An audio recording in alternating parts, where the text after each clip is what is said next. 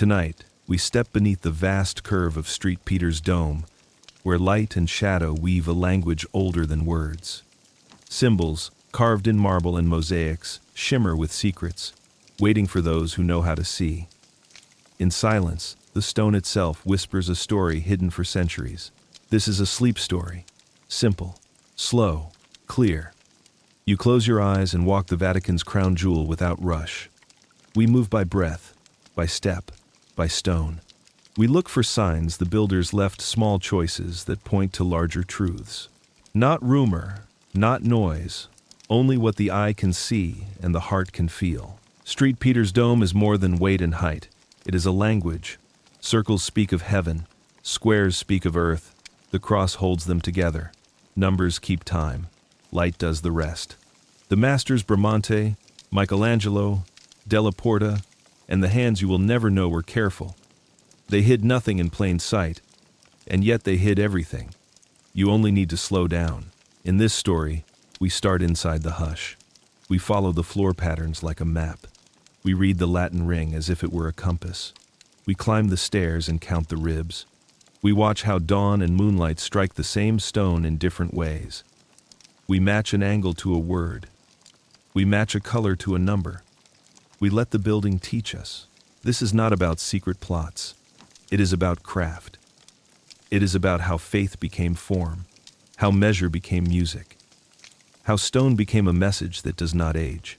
As you drift, each chapter will guide your breath, in on the word circle, out on the word light. You will feel your body grow heavy while your mind learns to see. By the end, you will hold a gentle skill, the art of reading places. You will know how to stand inside a work of genius and hear what it says, soft, certain, true. Rest easy. The dome will keep watch. The night closes its doors on the crowds. The square outside is empty, the last footsteps fading like soft echoes across the stones. You slip through a narrow gate, follow a quiet corridor, and step into the nave of St. Peter's. The air is cool, almost damp, holding the weight of centuries. A faint lamp burns in the distance, but the vast hall is mostly dark. The silence is not absence. It is a presence, a sound that presses gently against your ears. You notice how it makes you slow down. Each step lands softer, more deliberate. The marble underfoot holds a faint chill, as if it remembers the sun of the day but has chosen to keep only the cool of night. You stand still. Your breath slows. The scale of the space reaches you differently, without voices, without movement. The pillars stretch upward like ancient trees. The dome hovers beyond sight, hidden in shadow, waiting for your eyes to adjust. This is not the church you see in daylight. This is a cathedral in repose, as though it has taken a deep breath and settled into its own body. You let your gaze wander across the floor. The colors are muted in this light, but the patterns still pull at you. Circles inside, squares, stars cut in stone, lines that lead toward the center. They are maps more than decoration. Maps drawn not on paper but carved into the earth beneath your feet. Every step here has been guided by design. The air holds a faint sweetness, a mixture of candle wax, incense, and old stone. It is not strong, only enough to remind you that this place has absorbed prayers for centuries. You imagine those prayers floating like dust motes, settling into the walls, rising again each time a door opens. Now you look up. Slowly your eyes climb past the columns, past the cornices, into the darkness that grows lighter as your pupils adjust. The dome begins to emerge. First, the ribs, faint silver lines catching what little light remains. Then the curves, massive yet delicate, sweeping toward the oculus like arms lifting heavenward. It feels alive. The dome is not just a roof. It is a breath caught mid-inhale, a circle suspended in air. In the stillness of night, its weight becomes invisible. You no longer feel the tons of stone pressing downward. Instead, you sense a rising, a lifting, as if gravity itself has been rewritten. You take another step. The echo returns softly, then disappears into the cavern. You notice how the space swallows sound, how it encourages quiet. This is not silence by chance, it is silence by design. The builders knew how stone and volume can create a kind of stillness that teaches you how to listen. At the center of the nave, you pause again. The dome looms above, a dark lantern crowned with stars. Something stirs in you, curiosity mixed with awe, the faint suspicion that you are standing in a message written in geometry. It is not a book of words, but of forms. The night watchman's keys jingle faintly in a distant hallway, then fade again. You are alone, or as alone as one can ever be in a place this alive. You place your hand on a column, feel the slight texture under your fingers. It is smooth but not perfect. The stone bears tiny scars from chisels long gone.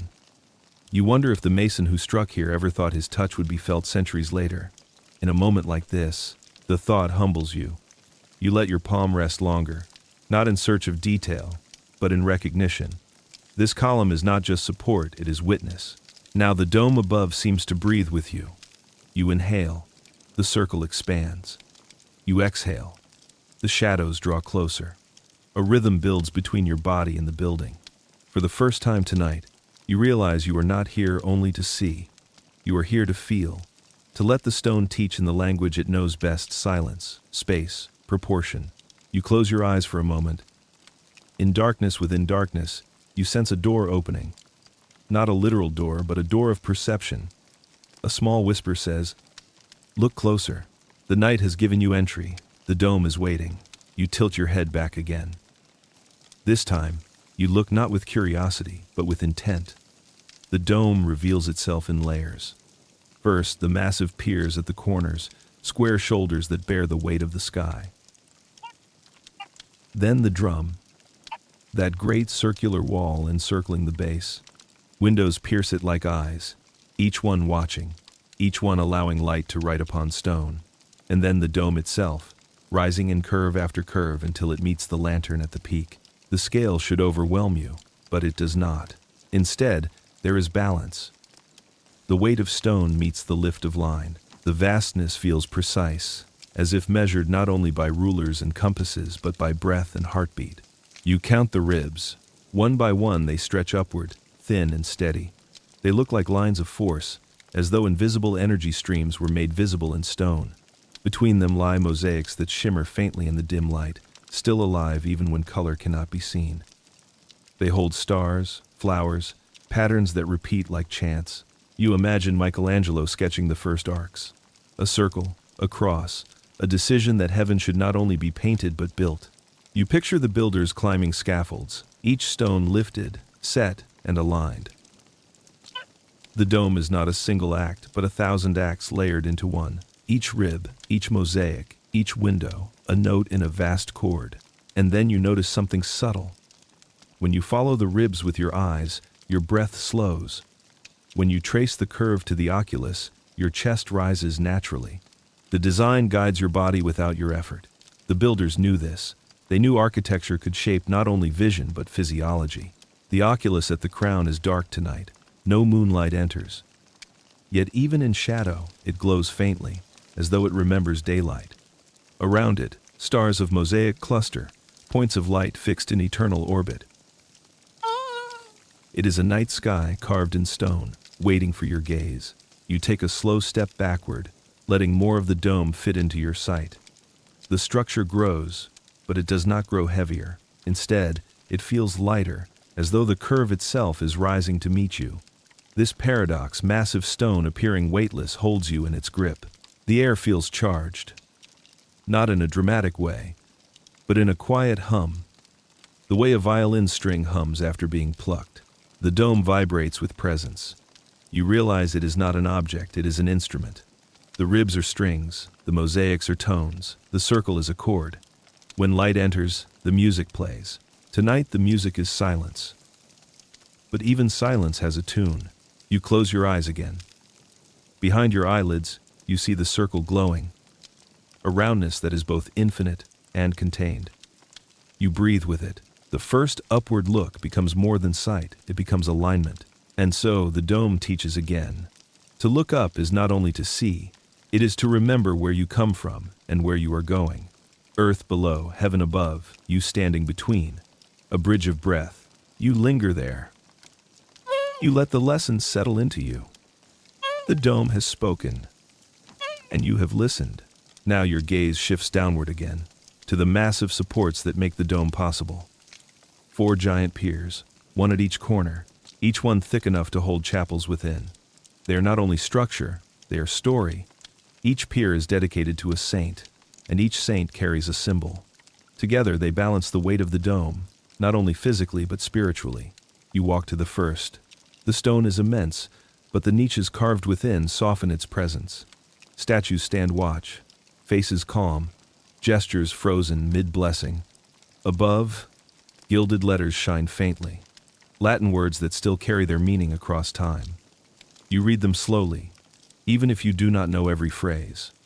The rhythm matters more than translation. The second pier rises opposite, identical in size but different in spirit. Its chapels hold relics, fragments of saints' lives preserved as touchstones of memory. Candles flicker here, even at night, their light dim but insistent.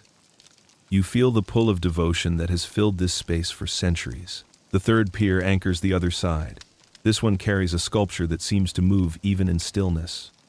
Drapery carved in marble folds like cloth, muscles tense beneath stone skin.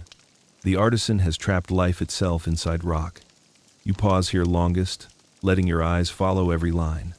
The pier no longer feels like dead support, it feels alive, breathing with the saint it carries. The fourth pier completes the square. Here the decoration is heavier, the gilding brighter. You sense celebration, triumph, a reminder that this building is not only about endurance but about joy. Each pier, each saint, each symbol creates a corner of the great square that upholds the circle. You step back into the center once more. The geometry becomes clear. 4 piers, forming a cross. Above them, the circle of the dome. Earth and heaven locked in embrace. The builders knew what they were doing. They were not only solving a problem of weight and thrust, they were writing a message of unity. You trace the cross with your steps, walking slowly from pier to pier. With each turn, you feel how balance is maintained. The building does not lean. It does not sag. It rests, firm and calm, as though it has always been here. And then you understand the deeper story. Each pier represents more than stone, more than saint. They represent the idea that no vision can rise without support. The dome could not exist without these 4 guardians. Vision requires foundation. Heaven requires earth. Light requires structure. You pause in the middle again. You look up one last time. Now the dome feels even more wondrous, because you know what holds it. You are aware of the hidden labor, the unglamorous strength that makes beauty possible. The lesson is simple but profound. To reach the heights, you must honor the base. To see the stars, you must thank the stone. You breathe deeply, the message settling in your body. The 4 piers stand silent, but you have heard their stories.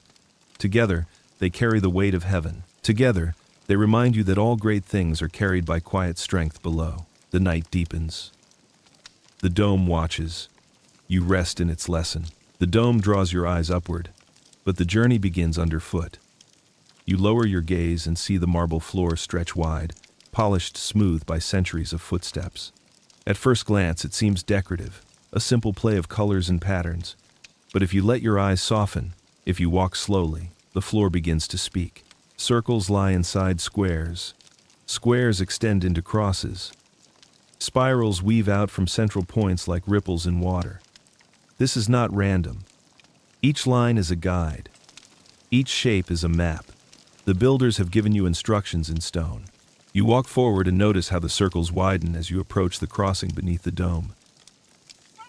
Each ring seems to draw you inward, step by step, until you arrive at the heart of the church. The movement feels natural, unforced. You do not have to think about where to go. The geometry leads you. The path is written beneath your feet. The marble itself holds meaning. Black and white, red and gold, colors chosen with care. The pale stones calm the eye. The darker stones anchor the steps. Where they meet, patterns emerge. Stars, rosettes, interlocking shapes that echo the sky. You realize you are walking across a galaxy laid flat, a universe made small enough to guide your way. As you move, your body begins to respond. Your pace slows without effort. Your breath deepens.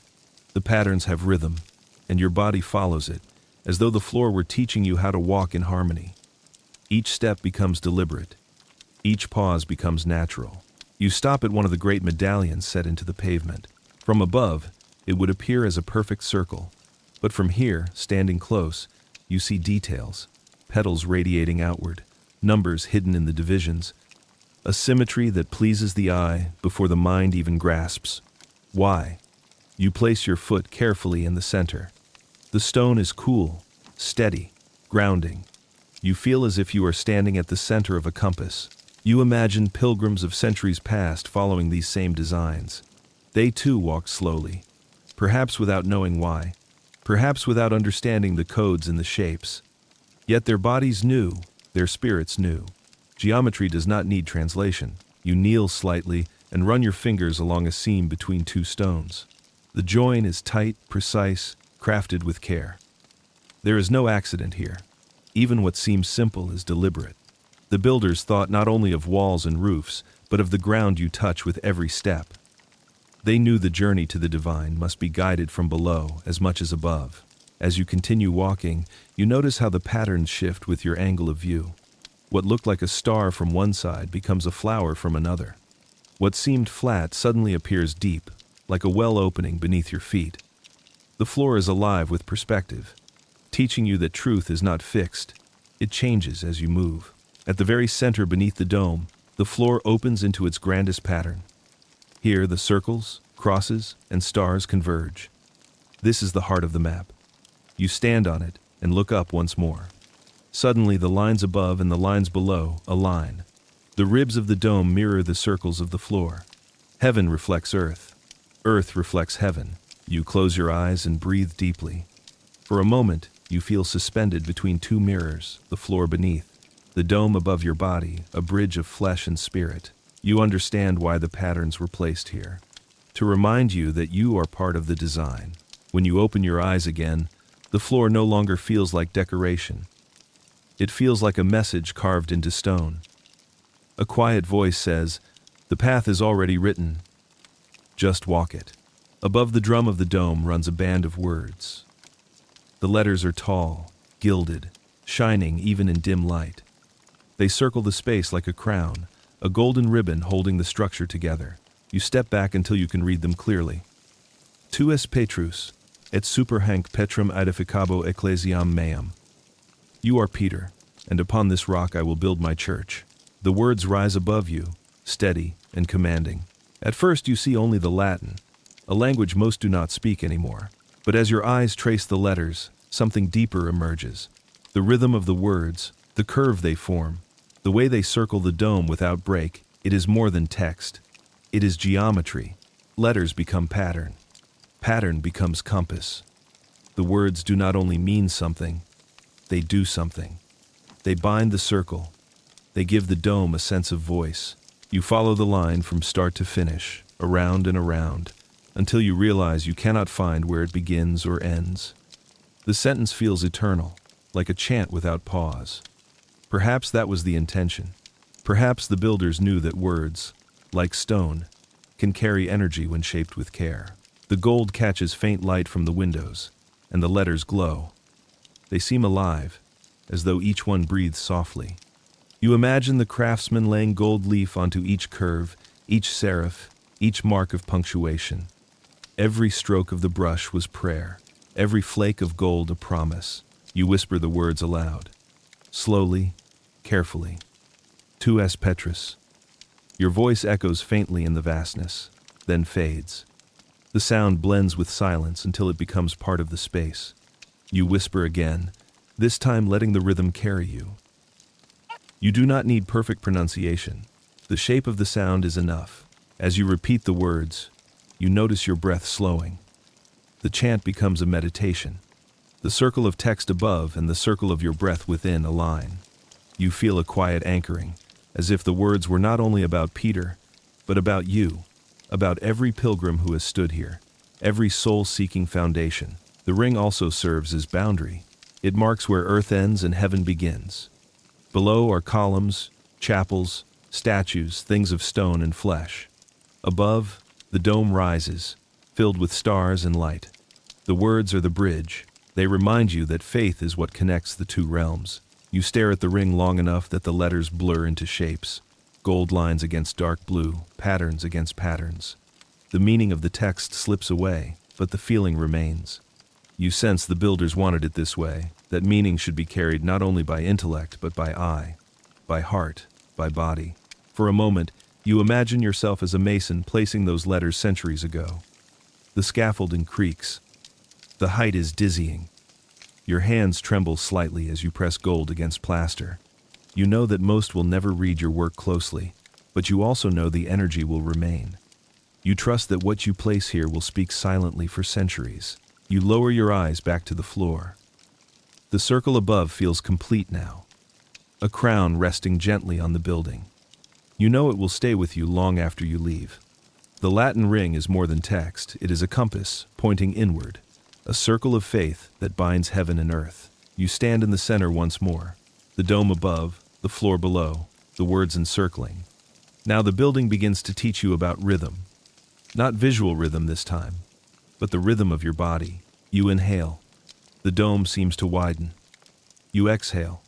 The shadows deepen.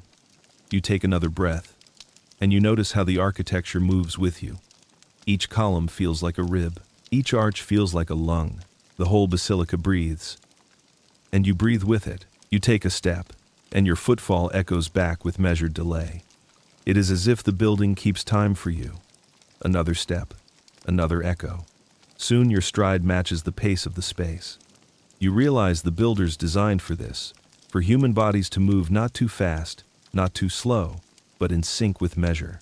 You walk toward one of the side aisles. The arches repeat. Column, space, column, space. Each one is the same width, the same span. Your eyes follow the pattern, and your body relaxes. Predictability brings calm. Order quiets the mind. The basilica teaches you that peace can be built into stone. You pause halfway down the aisle. From here you look across to the opposite side. The symmetry is exact. Every arch mirrors its twin. Every line balances another. You realize this symmetry is not just aesthetic, it is physiological. The brain loves balance. It finds rest when both sides match. The builders knew this too. You return to the center and tilt your head back again. The ribs of the dome divide the circle into equal parts. Each slice is nearly the same width, the same curve.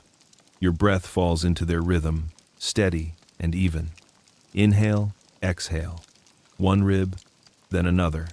12 divisions, 12 breaths. You feel as though you are inside a clock, each second measured by stone.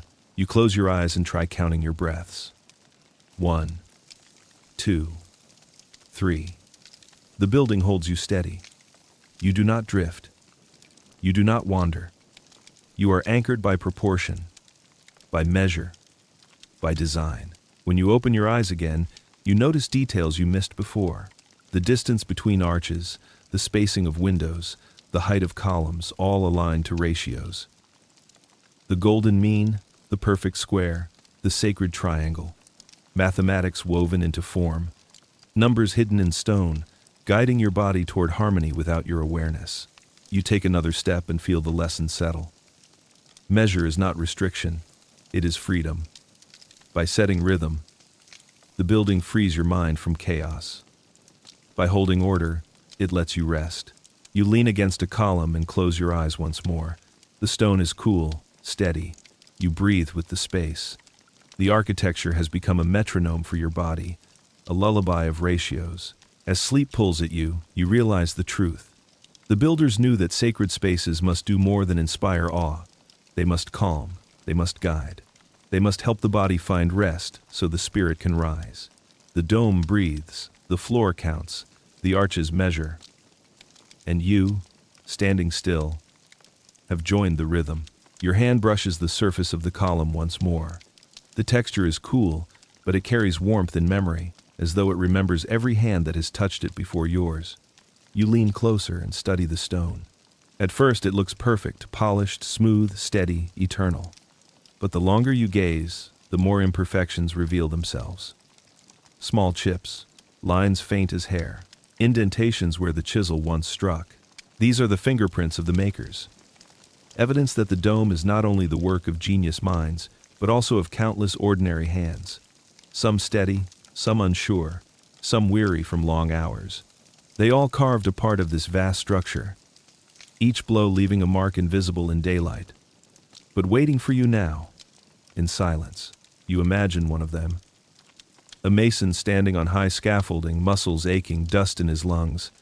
He works by the light of a single lantern, each hammer strike echoing into the night. He cannot see the full dome.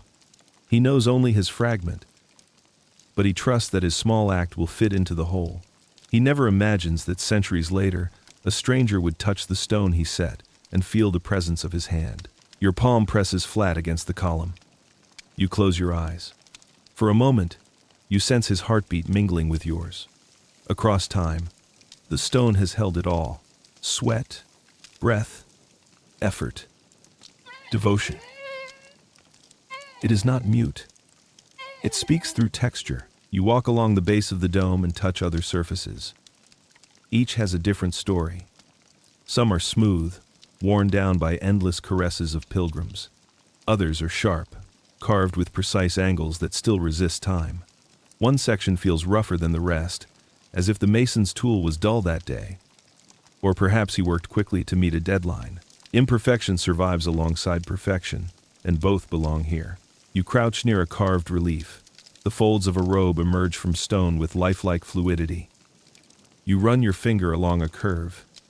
It feels almost like cloth, though it is marble. The sculptor has tricked your senses, convincing you of softness and something unyielding.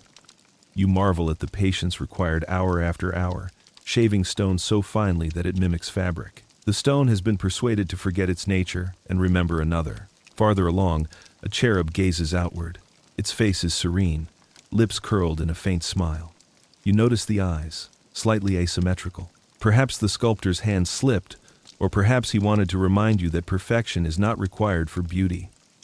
You feel a sudden tenderness toward this unknown artist. His work is not flawless, but it is alive. You take a deep breath and look around.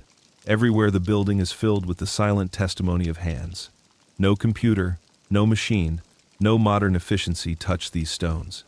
They were lifted, cut, set, and polished by human effort. Each hand carried a thought, a prayer, a rhythm of labor. And now you stand inside the sum of their devotion. You press your hand against the wall again and think, every touch is a kind of conversation. The stone receives. The stone remembers. The stone replies not in words but in presence. A strange calm rises within you. You realize the dome is not a monument to power, not only a crown of the church. It is a record of human touch, millions of strikes, millions of caresses. The stone has been shaped by both hammer and hand, by effort and by reverence. And now you add your touch to this long chain. You close your eyes and let gratitude fill you. Gratitude for the builders, for their endurance, for their trust that beauty was worth the cost. Gratitude for the stone itself, for holding memory so faithfully.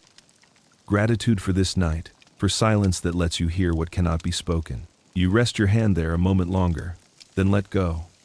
The stone holds your touch now, just as it holds all the rest.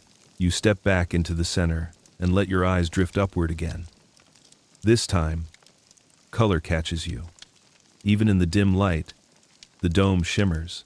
Gold glows faintly, tracing edges, catching stray beams from the lanterns. Blue lies deeper, dark and calm, a sea behind the stars. The combination is ancient. Gold for the divine, blue for the infinite. Together, they form a dialogue. Heaven adorned, eternity embraced. You see mosaics glimmering in fragments, small tesserae set one by one, thousands upon thousands, each no bigger than a fingernail. They were placed not to be seen individually, but to sing together as a chorus of color. You imagine the artisans at work, crouched close to the curve of the dome, holding tiles between their fingers. Each one set with intention, even though no eye would ever notice a single piece. The act itself was devotion. Patience turned into color. The gold shines as though lit from within. It does not fade into shadow, but glows softly no matter the angle.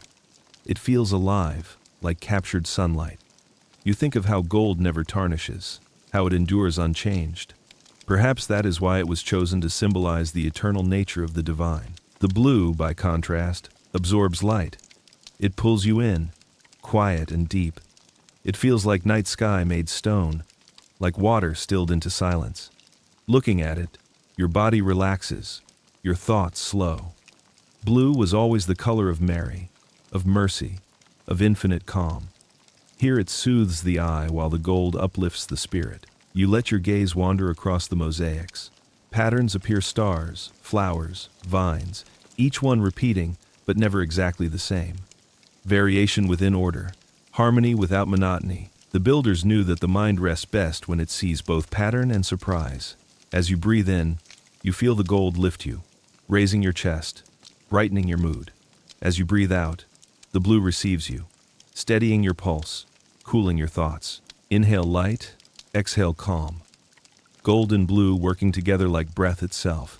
You step closer to one section of the wall. The gold tesserae catch the faintest light and scatter it in dozens of directions.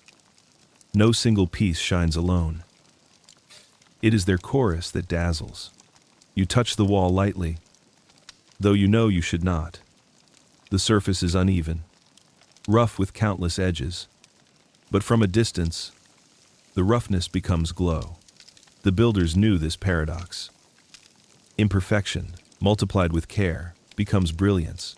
Your eyes drift higher again, following how gold lines trace ribs, how blue fills the spaces between. The colors are not decoration, they are guideposts. Gold leads the eye upward, blue holds it in peace. Together, they create a path for both body and spirit.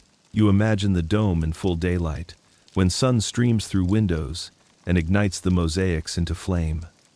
Tonight you see only faint glimmers, but they are enough. The message is clear. Heaven is radiant, earth is calm, and you belong in both. You close your eyes and picture the gold and blue inside yourself. Gold at your crown, blue at your heart, light above, calm within. You breathe slowly, letting these colors become part of you. You realize the dome is not just a place outside, it is a mirror of what lives within you already. When you open your eyes again, the mosaics seem to shimmer more brightly, as though they have noticed your attention. You smile softly. The dome glows back. The dome is never the same twice. In daylight, it is alive with brilliance, but at night, shadows rule. You stand still and watch how darkness shapes what you see. The columns stretch upward, their bases bright but their capitals fading into black. The ribs of the dome appear sharper in shadow, like blades cutting the night. The mosaics lose color, but their patterns emerge more strongly. Shadows simplify, distill, reveal. You walk slowly along the nave. Each step shifts the play of darkness. A curve disappears here, then reappears there. A figure hides in gloom, then steps forward as you move. The building becomes alive, not fixed. It responds to your presence. You pause at a statue. In daylight, it would be clear and detailed.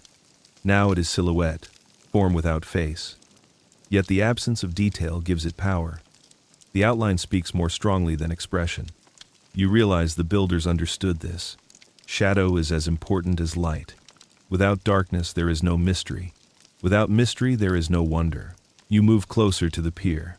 The faint glow of a candle picks out edges of carving, the curl of a robe, the line of a hand. But the rest disappears into obscurity. You feel the invitation.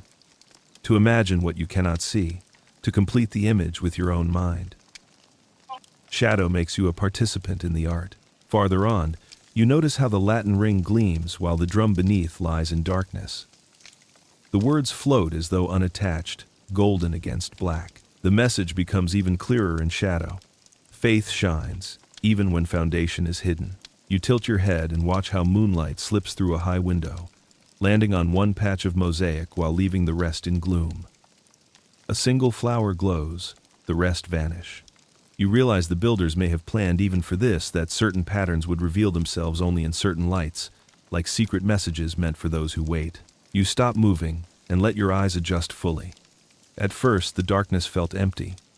Now you see depth within it, layers of tone, gradations of gray, forms rising and sinking. Shadow is not absence but presence in softer key. You close your eyes and breathe. When you open them again, the whole basilica looks different. The dome above is not gone, but implied. The statues are not clear, but suggested. You understand now that vision is not only about clarity, it is about trust. You do not need to see everything to know it is there. You place your hand on the column once more. It is hidden in shadow, unseen even to your eyes. But your fingers tell you it is steady, strong, unchanged. Shadow reminds you that not all truths need proof. Some are simply felt. As you stand there, a deeper stillness fills you. Shadow has done its work. It has taught you that silence and darkness are not enemies, but teachers. They do not erase. They reveal differently. They make room for imagination, for trust, for faith. The dome above waits quietly. You feel it watching, not with light but with presence.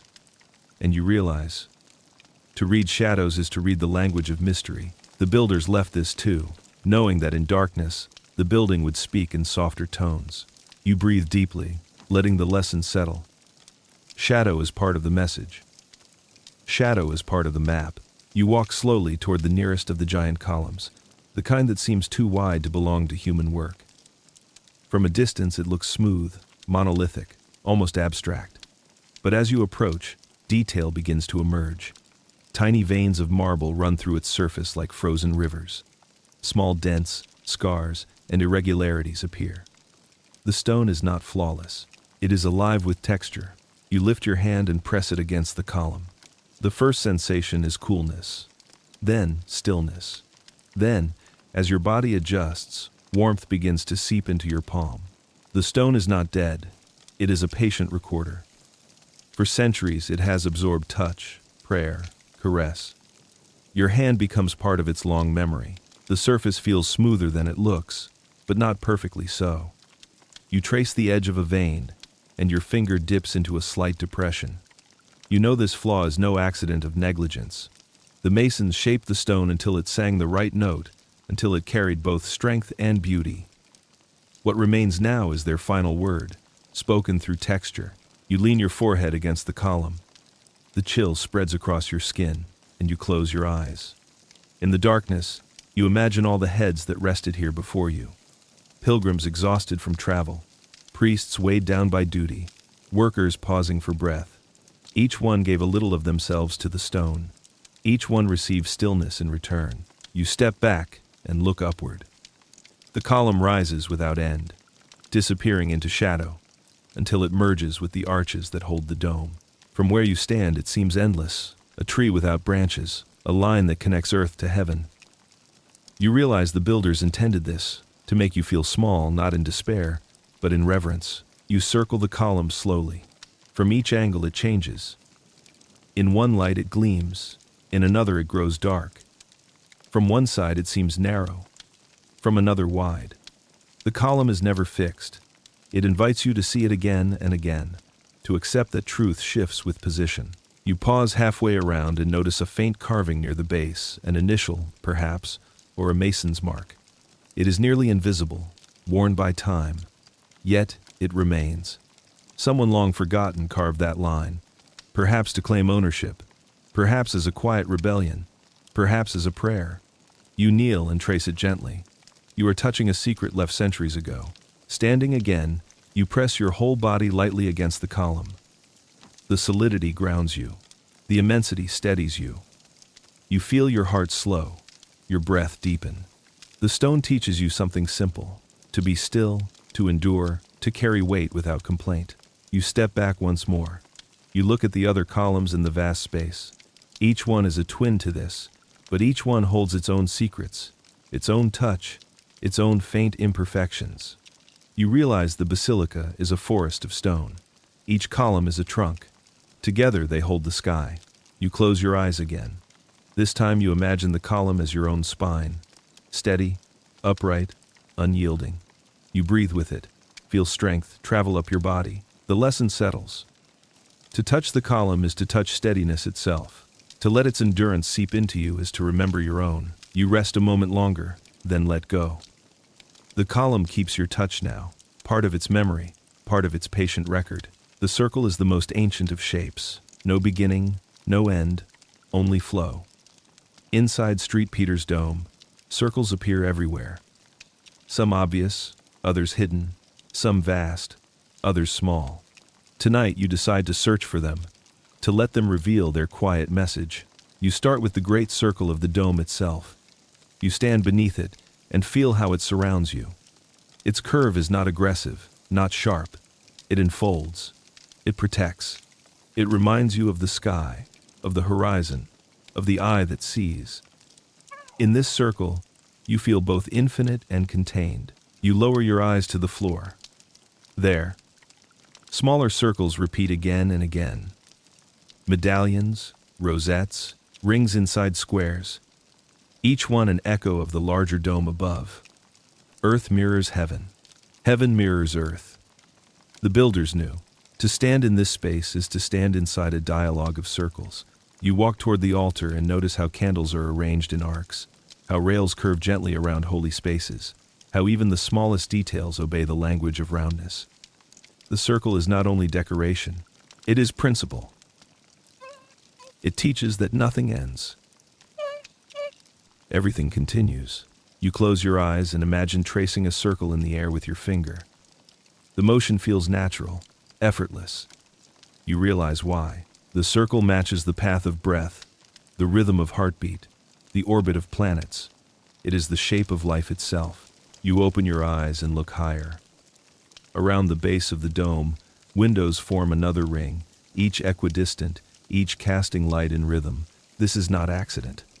The builders placed them to teach you balance, to guide you into the cycle of day and night, light and shadow. The circle of windows is a calendar in stone. You tilt your head further back. The ribs of the dome meet at the oculus, the small round opening at the crown. Another circle, this one empty, this one pure. Through it, heaven enters. Through it, the dome breathes. It is the eye of the structure, watching silently, letting light fall where it chooses. You breathe slowly. Each inhale feels like drawing a circle, each exhale completing it. The shape begins to live in your body. You realize that when you stand inside a circle, you cannot feel edges. You feel only flow, continuity. The circle dissolves anxiety because it denies finality. You walk along the nave again, this time counting circles as you go. You stop counting at 12.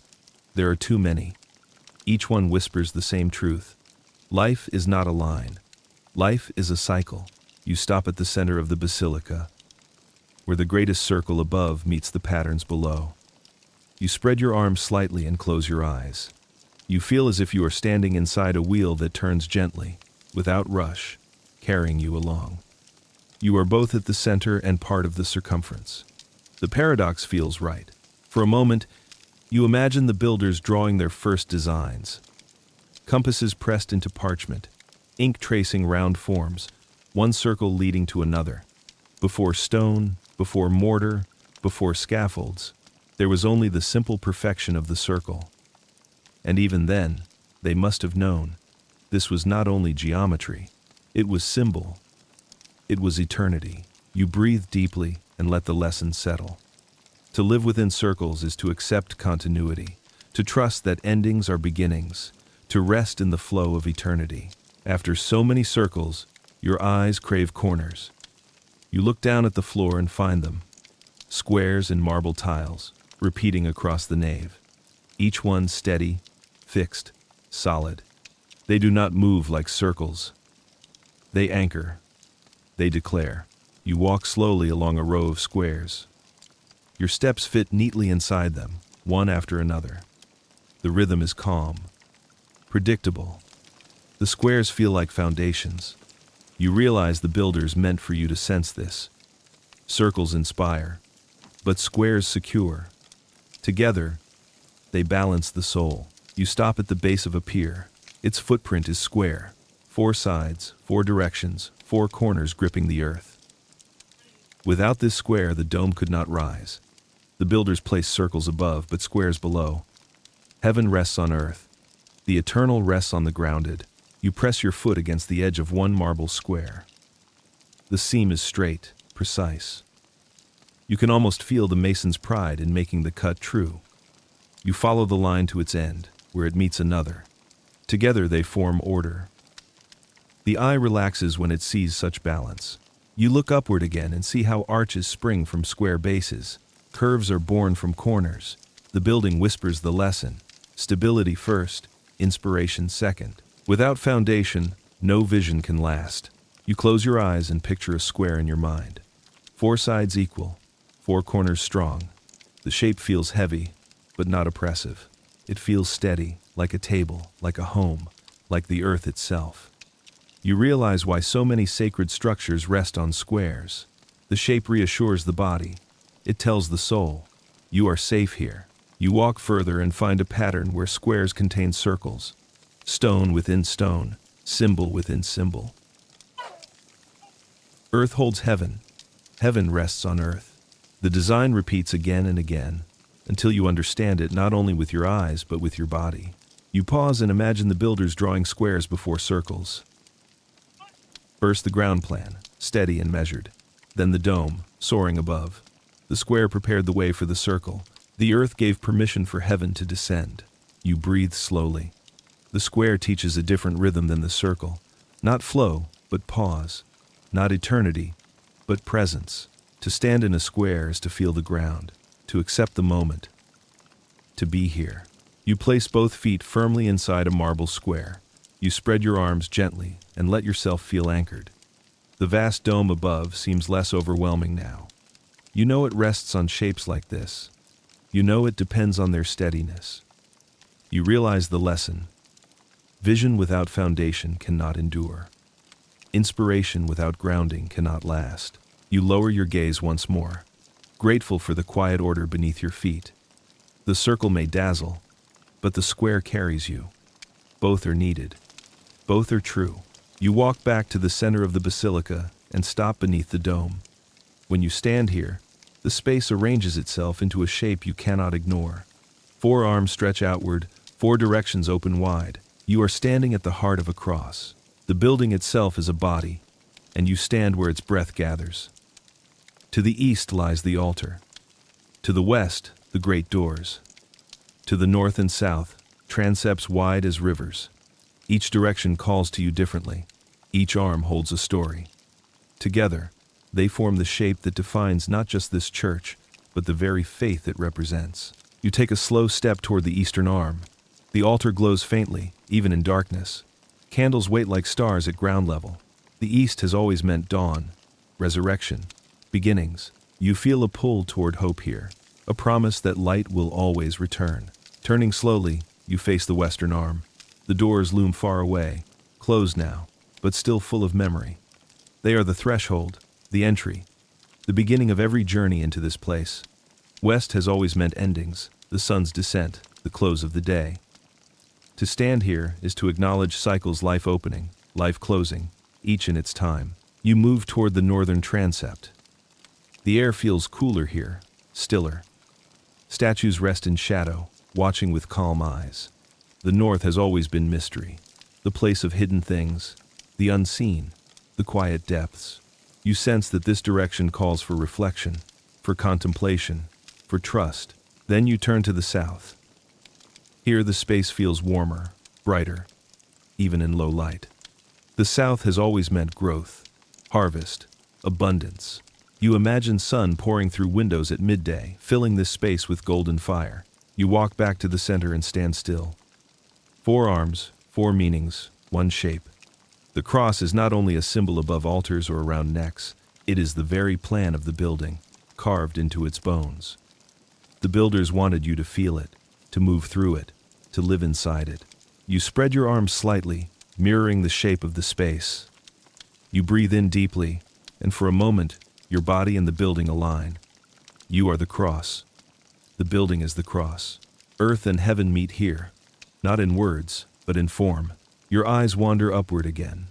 The dome rises from this crossing, lifted by the arms.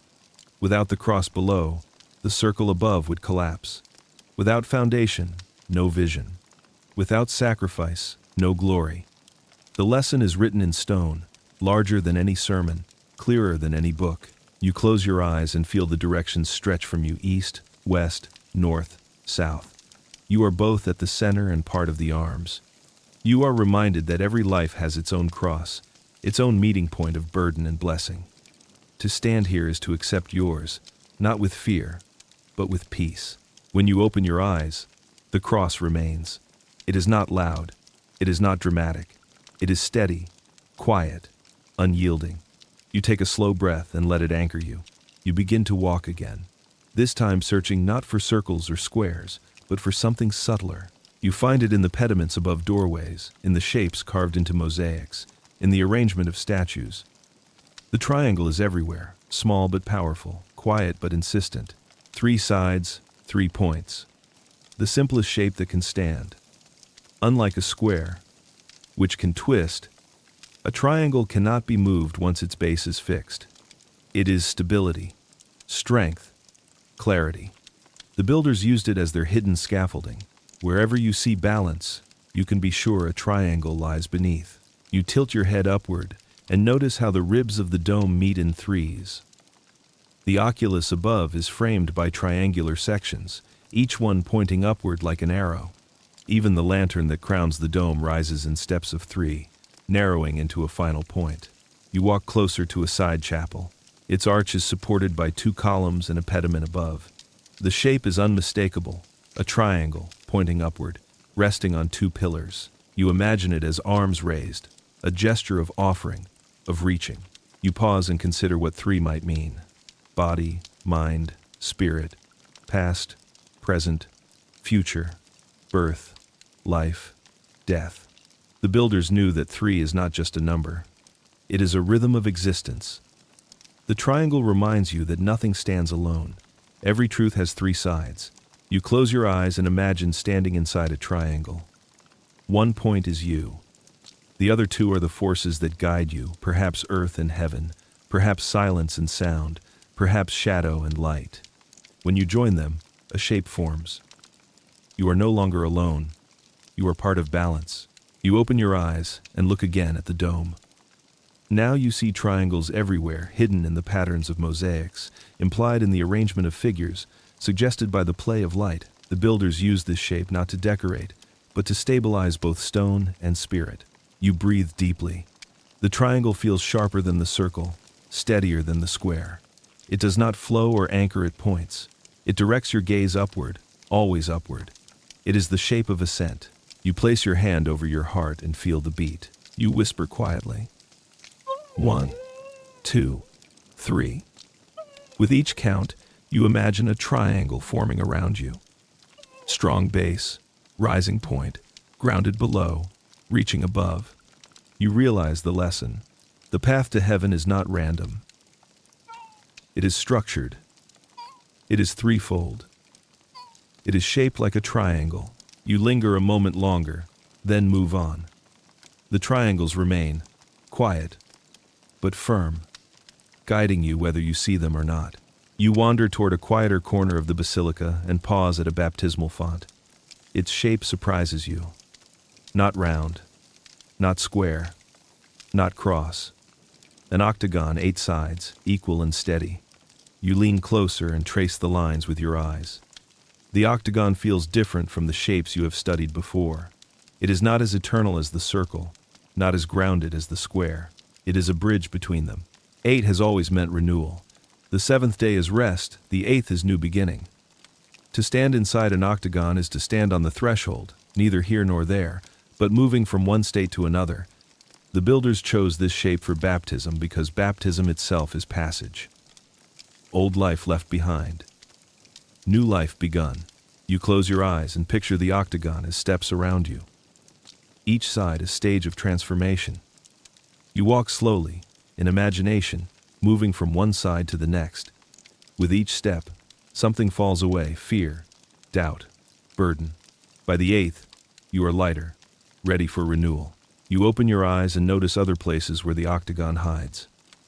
The base of the dome is not purely circular.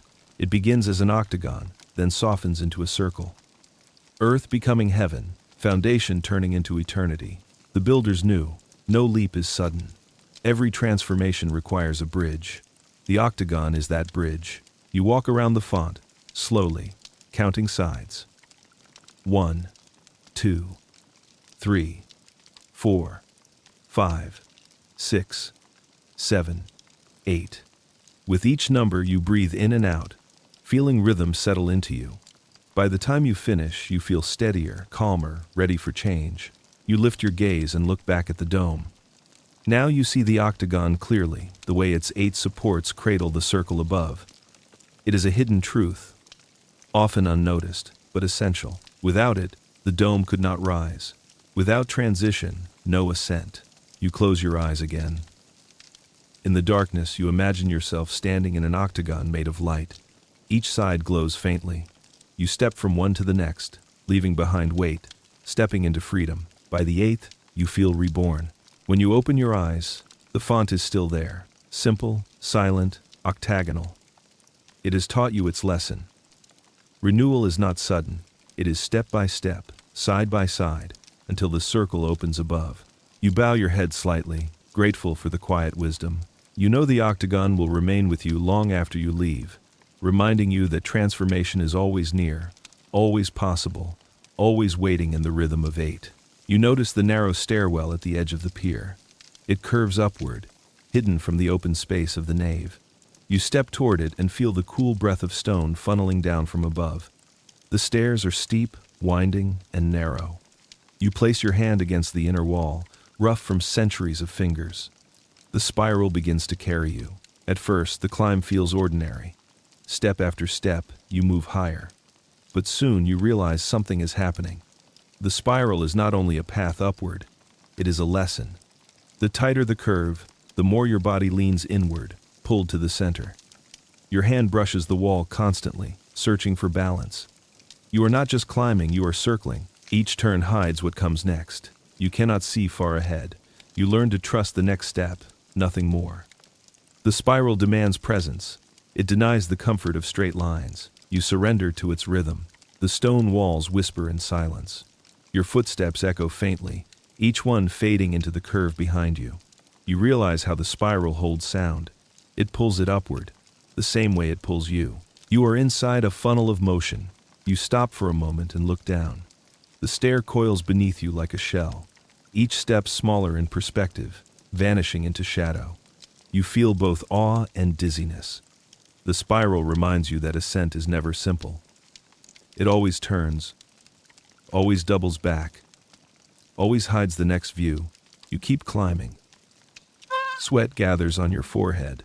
Your breath grows heavier. Yet you notice something. The spiral has matched your body to its rhythm. Inhale, step. Exhale, step. The curve of stone becomes your heartbeat. A small window appears suddenly. You lean toward it and see a fragment of the city outside. Roofs, streets, the faint glow of lamps. The view feels precious because it was hidden until now. The spiral has taught you that glimpses come only when earned, only after the patience of turning. You continue upward. The stair grows narrower.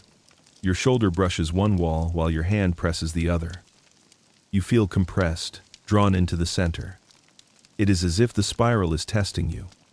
Do you still want to rise? Are you willing to surrender comfort for height? You push forward. The walls grow damp with your breath. The air feels thick. But then, suddenly, the spiral opens. A landing appears. You step onto it, relieved, lungs full of new air. You look back at the stair you climbed. It coils downward, endless, like the inside of a shell. You realize the spiral is not only architecture, it is symbol. It speaks of life itself. The path is never straight, vision is never complete, and growth comes only by turning inward again and again. The builders placed this shape here to teach you through your body. You rest for a moment, hands still on the stone.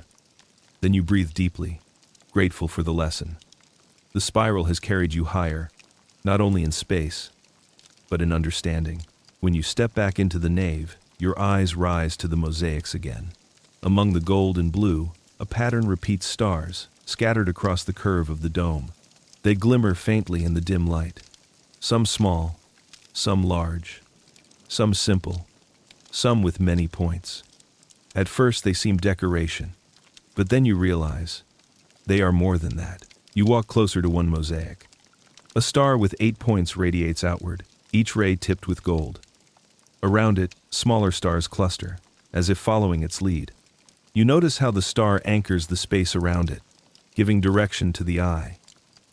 The builders placed it here to guide you, to orient you in the immensity. Stars are maps. For centuries, sailors followed them across oceans. Shepherds watched them across fields. To see stars inside the dome is to be reminded, you are never lost.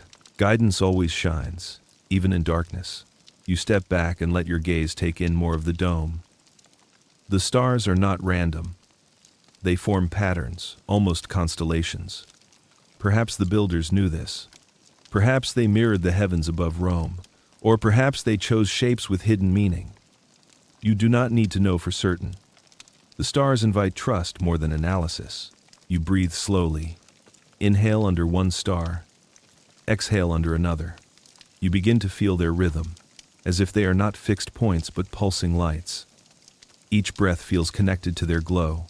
You imagine drawing their light into your chest, carrying it within you. You close your eyes. In the darkness behind your lids, the stars remain. They are etched now into memory, into imagination. You see yourself standing beneath an open sky, the dome replaced by infinity. The stars inside the basilica become the stars of the night above. Both teach the same lesson. You are small, but you are guided. You open your eyes again. A single star catches your attention. It is placed higher than the rest, near the crown of the dome. You feel it watching you. For a moment you imagine it is personal, meant for you alone. Perhaps each visitor feels this, each choosing a star that calls them. You smile at the thought. Guidance is universal, yet intimate. You walk slowly around the nave, letting stars guide your steps. Each one leads you to a new angle, a new perspective. They are not only above you, they are within the patterns of the floor, carved into railings, hidden in stonework. The builders scattered them like seeds, reminders that guidance is everywhere if you know how to see. You pause in the center again and look up at the dome. The stars shimmer faintly, eternal in their patience. You breathe deeply and let them remind you. Even in silence, even in shadow, light remains, guidance remains, the lesson settles quietly. The stars above are not there only for beauty. They are compass, comfort, and promise. They whisper. No matter how winding the path, light is always overhead. You walk toward one of the side chapels and notice a shape carved into its arch. It is subtle, easy to miss. An almond-shaped figure, created when two circles overlap. This is the Basilica, ancient symbol of creation, union, and birth. You lean closer and trace its outline with your eyes. The shape feels both familiar and mysterious. It is the shape of the human eye, the doorway of vision. It is the shape of a seed, waiting to grow. It is the shape of the womb, the portal of life itself. The builders placed it here not by chance. The Basilica has always meant threshold, two realms overlapping, creating a third. Heaven and earth meeting, spirit and matter joining, divine and human merging. You stand before it and feel the invitation. Step through. You breathe slowly, letting your gaze rest on the Basilica. The longer you look, the more it seems to glow. Its symmetry soothes, its curves invite. Unlike the sharpness of triangles or the steadiness of squares, the Basilica feels organic, soft, alive. You close your eyes and imagine yourself standing inside it. You feel surrounded by safety, cradled by balance. You sense the possibility of new birth, not physical, but spiritual. You are reminded that every ending contains a beginning. Every meeting creates transformation. You open your eyes again and notice how the Basilica appears elsewhere. In stained glass above, in the design of doorways, in the patterns of the floor. Always subtle, never shouting, but always present. The builders wanted it hidden yet everywhere, a quiet reminder of creation. You walk slowly to the center and imagine the whole basilica as a Basilica, the dome above as one circle, the earth below as another, overlapping here. In this place, the overlap is the sacred space, the meeting point where the divine and the human touch. You realize this is not metaphor, it is lived truth. To stand here is to stand inside a Basilica, a doorway between worlds. You breathe deeply and let the lesson settle. The Vesica teaches that union is not fusion, but overlap. Two remain themselves, yet create something greater together. Heaven remains heaven, earth remains earth, but in their meeting, life is born. You close your eyes once more and whisper a quiet prayer, not in words, but in feeling. Gratitude for the overlap. Gratitude for the chance to stand in the doorway. Gratitude for the shape that reminds you, creation is always near, always possible. Always waiting in the space between. When you open your eyes, the Vesica remains, calm and steady. You smile softly. You know its lesson will walk with you long after you leave. The dome has many eyes, tall windows circling its base. Tonight, only a few catch the faint glow of the city outside, but you sense what they do in daylight. You walk closer, craning your neck to trace their outlines. They rise tall and narrow, each framed in stone, each crowned with curve.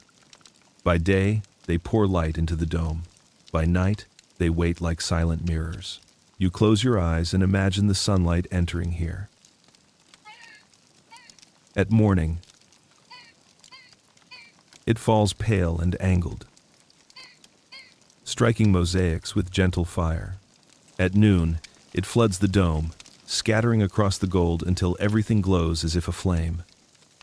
At evening, it softens again, washing the walls with amber. The windows turn stone into instrument, and light into music. You open your eyes. Even now, faint silver slips through the glass, casting thin shafts across the floor. The beams land like paths, leading you toward the center. You step into one. The air feels cooler, touched by night's breath, yet you sense something more. You feel how the builders intended this. Light here is not random. It is guided, measured, designed to fall on certain places, at certain times. You picture the masons who cut these openings centuries ago. They worked not only with stone but with Sunday. They studied how rays moved across the sky, how shadows stretched with seasons, how equinox and solstice tilted the light. They carved windows not simply for beauty, but for alignment. When the light enters, it touches altars, relics, sacred marks. The building itself becomes a calendar, a clock, a teacher of time. You breathe deeply and turn in slow circle. The windows encircle you, 12 like apostles, or perhaps more, each carrying its portion of light. Together, they remind you of passage, hours, days, seasons all flowing, all returning. The windows mark these rhythms quietly, without words, simply by opening to the sky. You step closer to one. The glass holds faint patterns, leaves, stars, crosses subtle in the dim glow. You press your palm against it. The coolness of night transfers through. You realize that during day, this same pane carries warmth, color, brilliance. The glass becomes memory of sun, even when night claims it. You imagine pilgrims long ago, entering at dawn. They would stand in wonder as light poured through these windows, painting the floor, igniting the mosaics. They would feel not only awe, but instruction. For light falling through stone teaches silently. Truth enters best when guided, when framed, when given shape. You step back again into the center. Above you, the dome waits dark. Around you, the windows hold night. Yet you sense them breathing, ready for morning, ready to open the basilica again to fire. You close your eyes and let your breath match the rhythm of day. Inhale like sunrise, exhale like sunset. You imagine light streaming into your chest, then leaving again. The windows outside and the window within align. When you open your eyes again, the lesson settles clear. Windows are not emptiness. They are frames for light.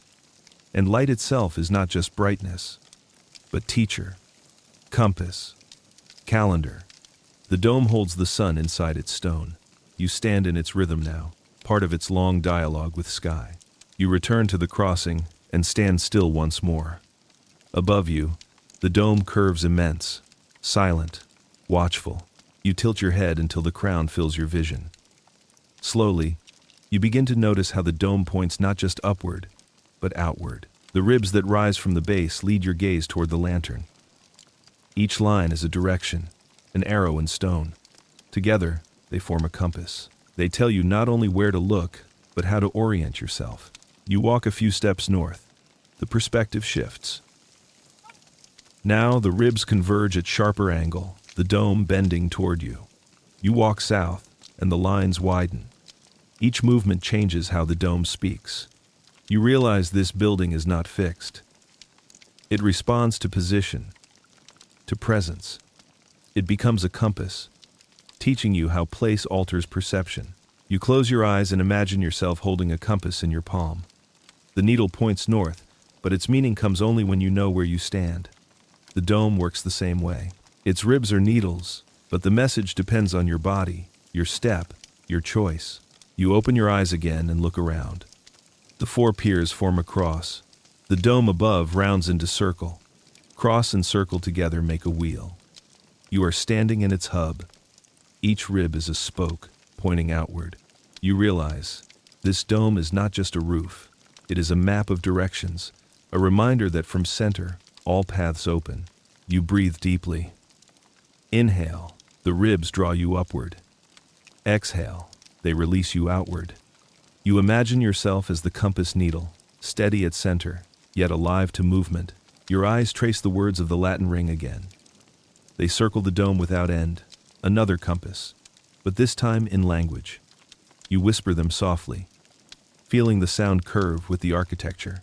Words themselves become direction, guiding thought as stone guides sight. You turn slowly in place, facing each rib, each window, each quadrant.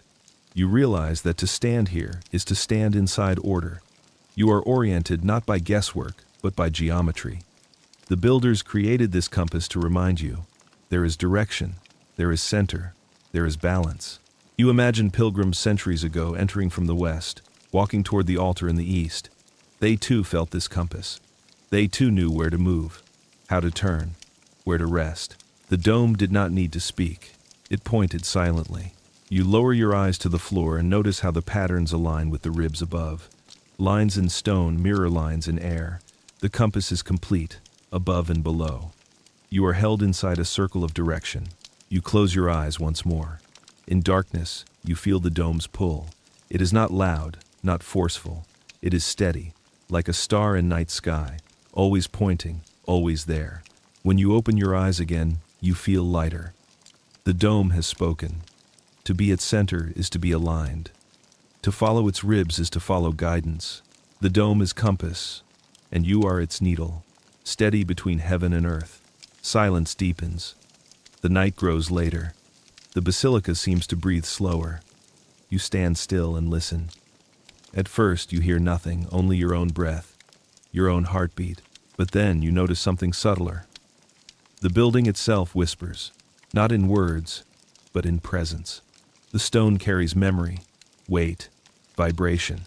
You place your palm against a pier and feel it hum faintly, like a low note held forever. The stone has absorbed centuries of chants, prayers, songs. It does not echo them back. It distills them into presence. You close your eyes and lean your ear against the wall. The coolness spreads across your skin. In the stillness, you almost hear a murmur, a faint resonance, as if the basilica is alive, breathing softly. You know it is not imagination. Sound does not die here. It lingers. It becomes part of the fabric. You step away and look around. The statues seem to listen too. Their faces are calm, eyes cast downward, as though they too hear the whisper. The silence is not emptiness. It is fullness held in quiet. You walk slowly across the nave. Your footsteps echo gently, each one joining the whisper, then fading. The sound does not vanish. It travels upward, caught by curves, absorbed by stone. You realize the builders designed for this. The dome does not kill sound. It gathers it, transforms it, holds it. You stop beneath the center. You whisper a single word, any word. The sound rises, swirls, softens, and returns. It is faint, altered, almost shy. You realize the basilica has spoken it back, but in its own voice. You breathe deeply. You whisper again, softer this time. The response comes again, softer still. The building has become your partner in dialogue. Stone itself replies. You close your eyes and imagine all the words spoken here through centuries' sermons, chants, vows, cries. None have vanished. All remain, layered in the whisper of stone. You are not alone in your voice. You are part of a chorus carried across time. You kneel briefly on the marble floor, palms pressed flat against it. The chill steadies you. You imagine the voices traveling beneath, rising above, circling around. You sense that to pray here is not to add, but to join, to weave your thread into a vast fabric already strong. When you rise, you walk slowly toward the door, but you pause often, listening again. Each place has its own whisper, softer near the chapels, deeper near the piers, lighter beneath the dome. The basilica is not one voice, but many, gathered in harmony. You stop at the center once more. You whisper a final word. It rises, returns, fades into the vastness. You smile softly. The building has accepted your voice, added it to its memory. The lesson settles clear. Stone is not mute. It listens, it holds, it replies. The basilica is alive with whispers. To stand here is to be part of its song. You return to the spiral stairs, though not to climb this time, but to notice. Each step is worn at the center, curved by centuries of feet, pressing the same place. The stone has been hollowed, not by design, but by passage. This too is part of the basilica's language. The labyrinth is not drawn on the floor in lines. It is carved into the stair by repetition, by countless pilgrims making the same turning journey. You place your foot carefully on one hollow and feel it cradle you. A perfect fit, as though the stone had been shaped for your step alone. You realize every person before you felt the same. Each one thought their journey private, yet together they carved a common path. The labyrinth of steps is not single, but shared. You begin to climb again, slowly. With each curve, you notice how the stair narrows, widens, twists. It feels less like architecture, more like a passage inward. You are no longer simply moving through space. You are being guided, tested. The spiral pulls you towards center, but the endless turning unsettles your sense of direction. Up feels sideways, forward feels back. This is what a labyrinth does. It dissolves certainty until only trust remains. At one landing, you pause and close your eyes. In the darkness, you imagine yourself inside a great labyrinth, not of stone, but of time. Each step you take tonight echoes steps taken centuries ago, and each will be echoed again by those who come after. The stair is eternal. You are part of its pattern for a moment, then you move on, leaving your breath behind. You open your eyes and keep climbing. Your hand trails along the inner wall. It is smooth in places, rough in others, marked by the rub of millions of palms. Here is where trust rested. Here is where fear clung. Here is where resolve pressed forward. You feel them all at once, as though the wall carries the fingerprints of faith. When you finally emerge onto the upper platform, you look back down. The stair coils into shadow, endless, mysterious. You realize you could descend now and never find exactly the same view. Each turn changes perspective. Each curve hides, then reveals. The labyrinth of steps never repeats itself fully. You walk to the railing and gaze outward. The city sprawls beneath you, the river shining faintly, the rooftops clustered like shells.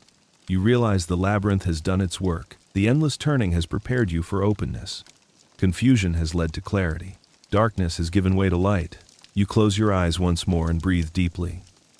You feel gratitude for the winding path, for the patience it demanded, for the transformation it gave.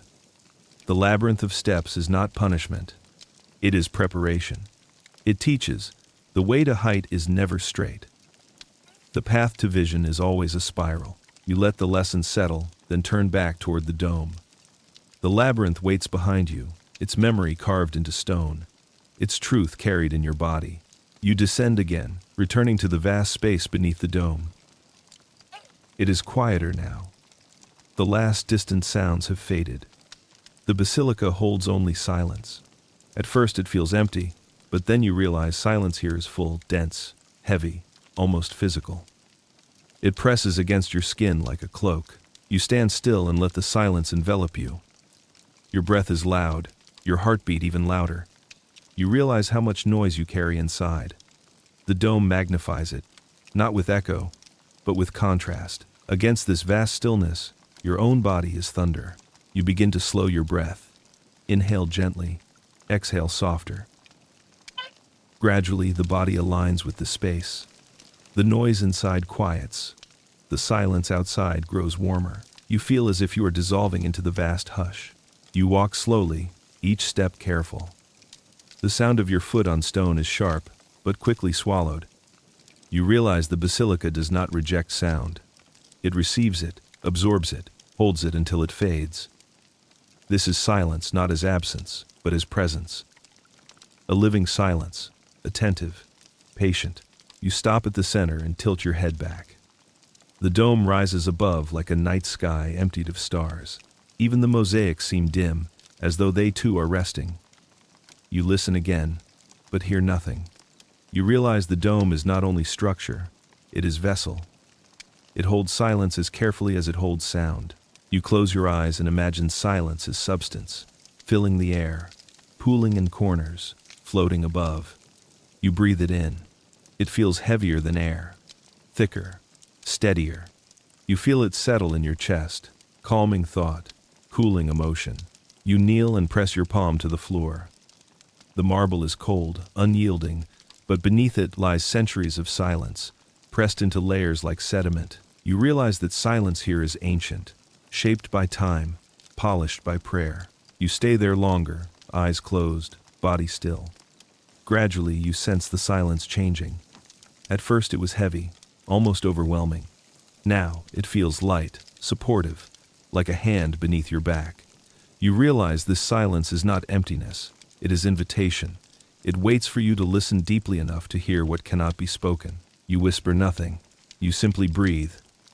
The silence replies with calm. You feel your thoughts slow until only presence remains.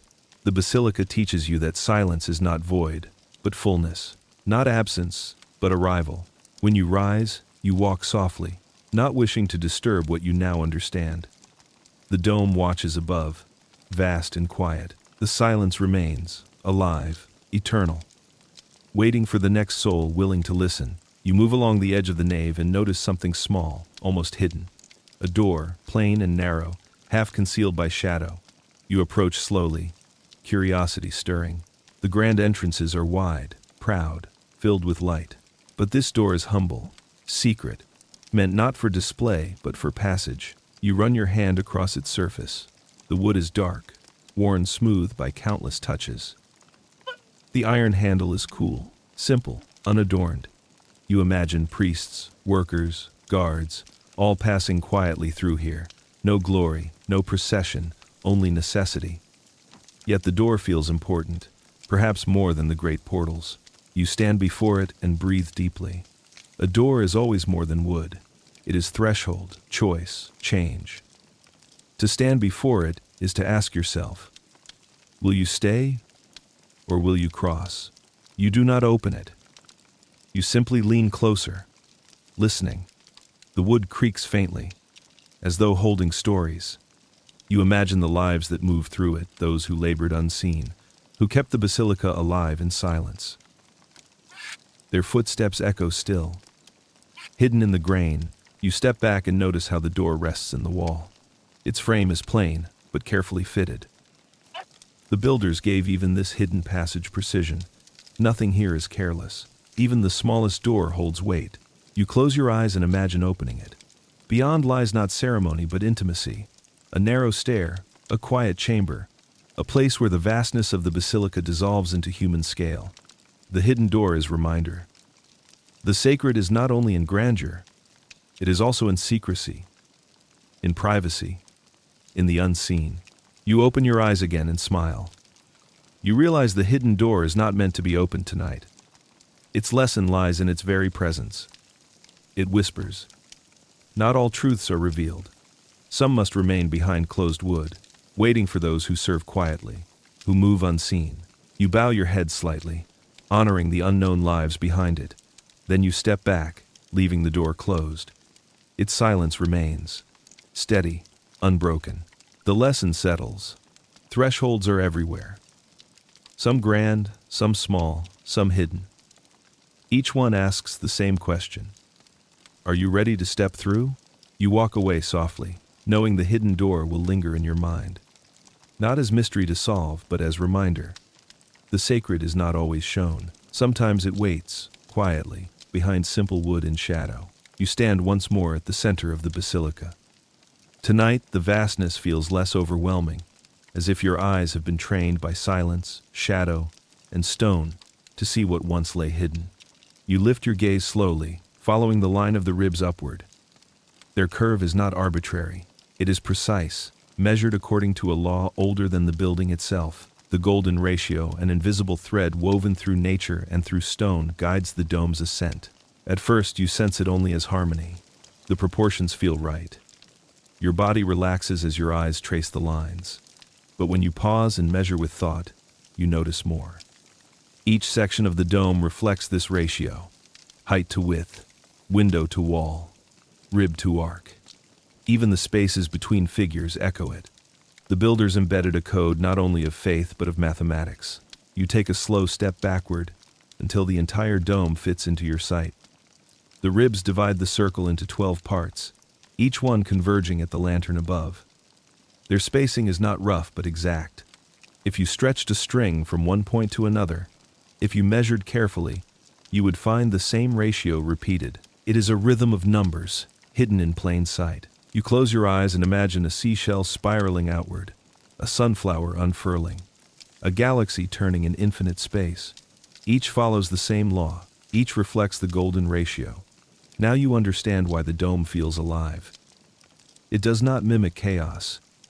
It mirrors the mathematics of creation itself.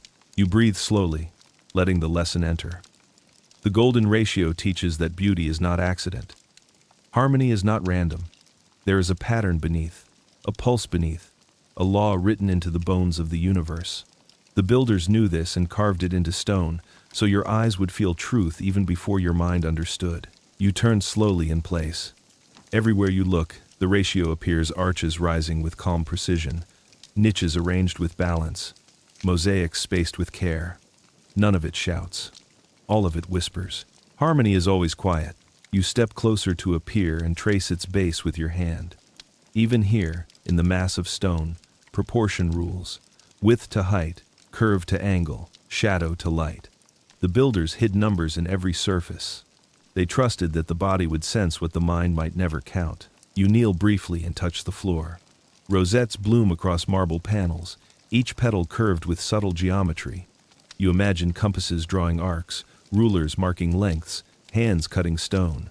Each detail designed with patience, each curve aligned to the same secret law. You rise again and tilt your head back. The dome stretches above, infinite yet measured. You whisper softly, 1 to 1.618. The numbers themselves feel like prayer, not words of petition, but words of recognition. To speak them is to name the code of beauty. You breathe deeply once more. The golden ratio surrounds you, steady and calm. It reminds you that the world is not chaos. It is order beneath change, structure beneath flow, harmony beneath noise. The dome is proof. Standing here in stone, radiant with mathematics disguised as art. The lesson settles. Beauty is truth made visible, and truth is ratio, eternal, unbroken. You stand within it now, not as visitor, but as part of its measure. You remain beneath the dome, but let your mind shift from space to time. The building is not only geometry, it is clock. The circle above does not only hold mosaics and ribs, it marks cycles. You tilt your head until the Latin ring comes into view again. Its words circle without end, eternal sentence, eternal chant. You realize this too is a clock. A reminder that time is not line but circle. The dome repeats what the sun repeats, what the moon repeats, what the seasons repeat. You breathe slowly. Inhale feels like dawn. Exhale feels like dusk.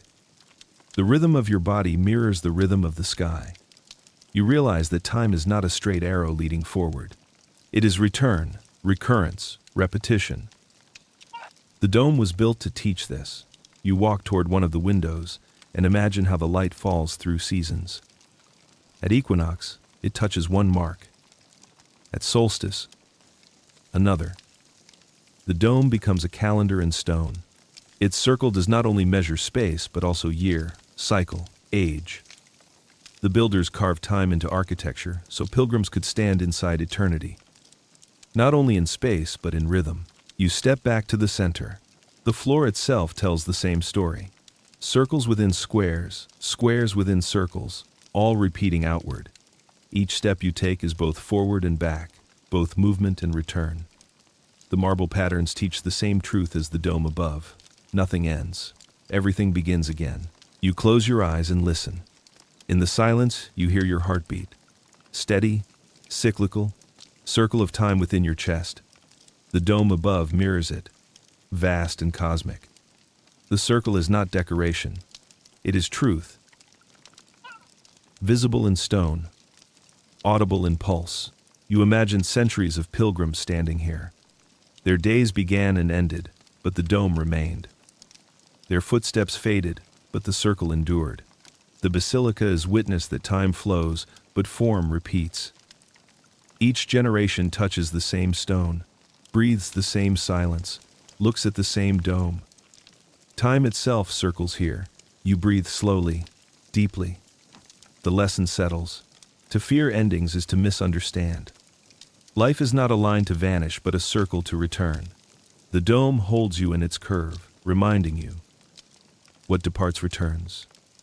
What fades blooms again. You open your eyes. The circle of time surrounds you. You stand not in fleeting moment, but in eternal rhythm. You lift your gaze higher still, past the ribs, past the mosaics, past the Latin ring. At the crown of the dome stands the lantern, small yet radiant, a tower within a tower. By day it floods the basilica with light, turning darkness to gold. By night it becomes a silent crown, unseen yet present. You squint into the shadows. Even now, faint moonlight filters through it, a silver glow falling like blessing. You realize the lantern is not only architectural, it is symbol. It is the flame above, the eternal light, the axis between heaven and earth. You imagine workers centuries ago climbing scaffolds to set it in place. Their bodies trembled with height, their hands shook with fear, yet they placed stone upon stone until the crown was complete. When they stepped back, they knew. The dome was not finished until the lantern burned above. You breathe deeply, imagining yourself rising through the dome toward it. Each rib guides you upward. Each window lifts you higher, until you stand beneath the lantern itself. You picture the view outward, the city spread wide, the river winding, the hills distant. From here, the lantern sees all. It is eye of the basilica, watching gently. You close your eyes and imagine the lantern inside you, a small flame at the crown of your head, steady, bright, unyielding. It burns through darkness, through confusion, through fear. It is your own lantern, your own crown. To walk in its light is to remember that guidance comes not from outside alone, but from within. You open your eyes again. The lantern glimmers faintly above. You realize you may never touch it physically, yet you feel no loss.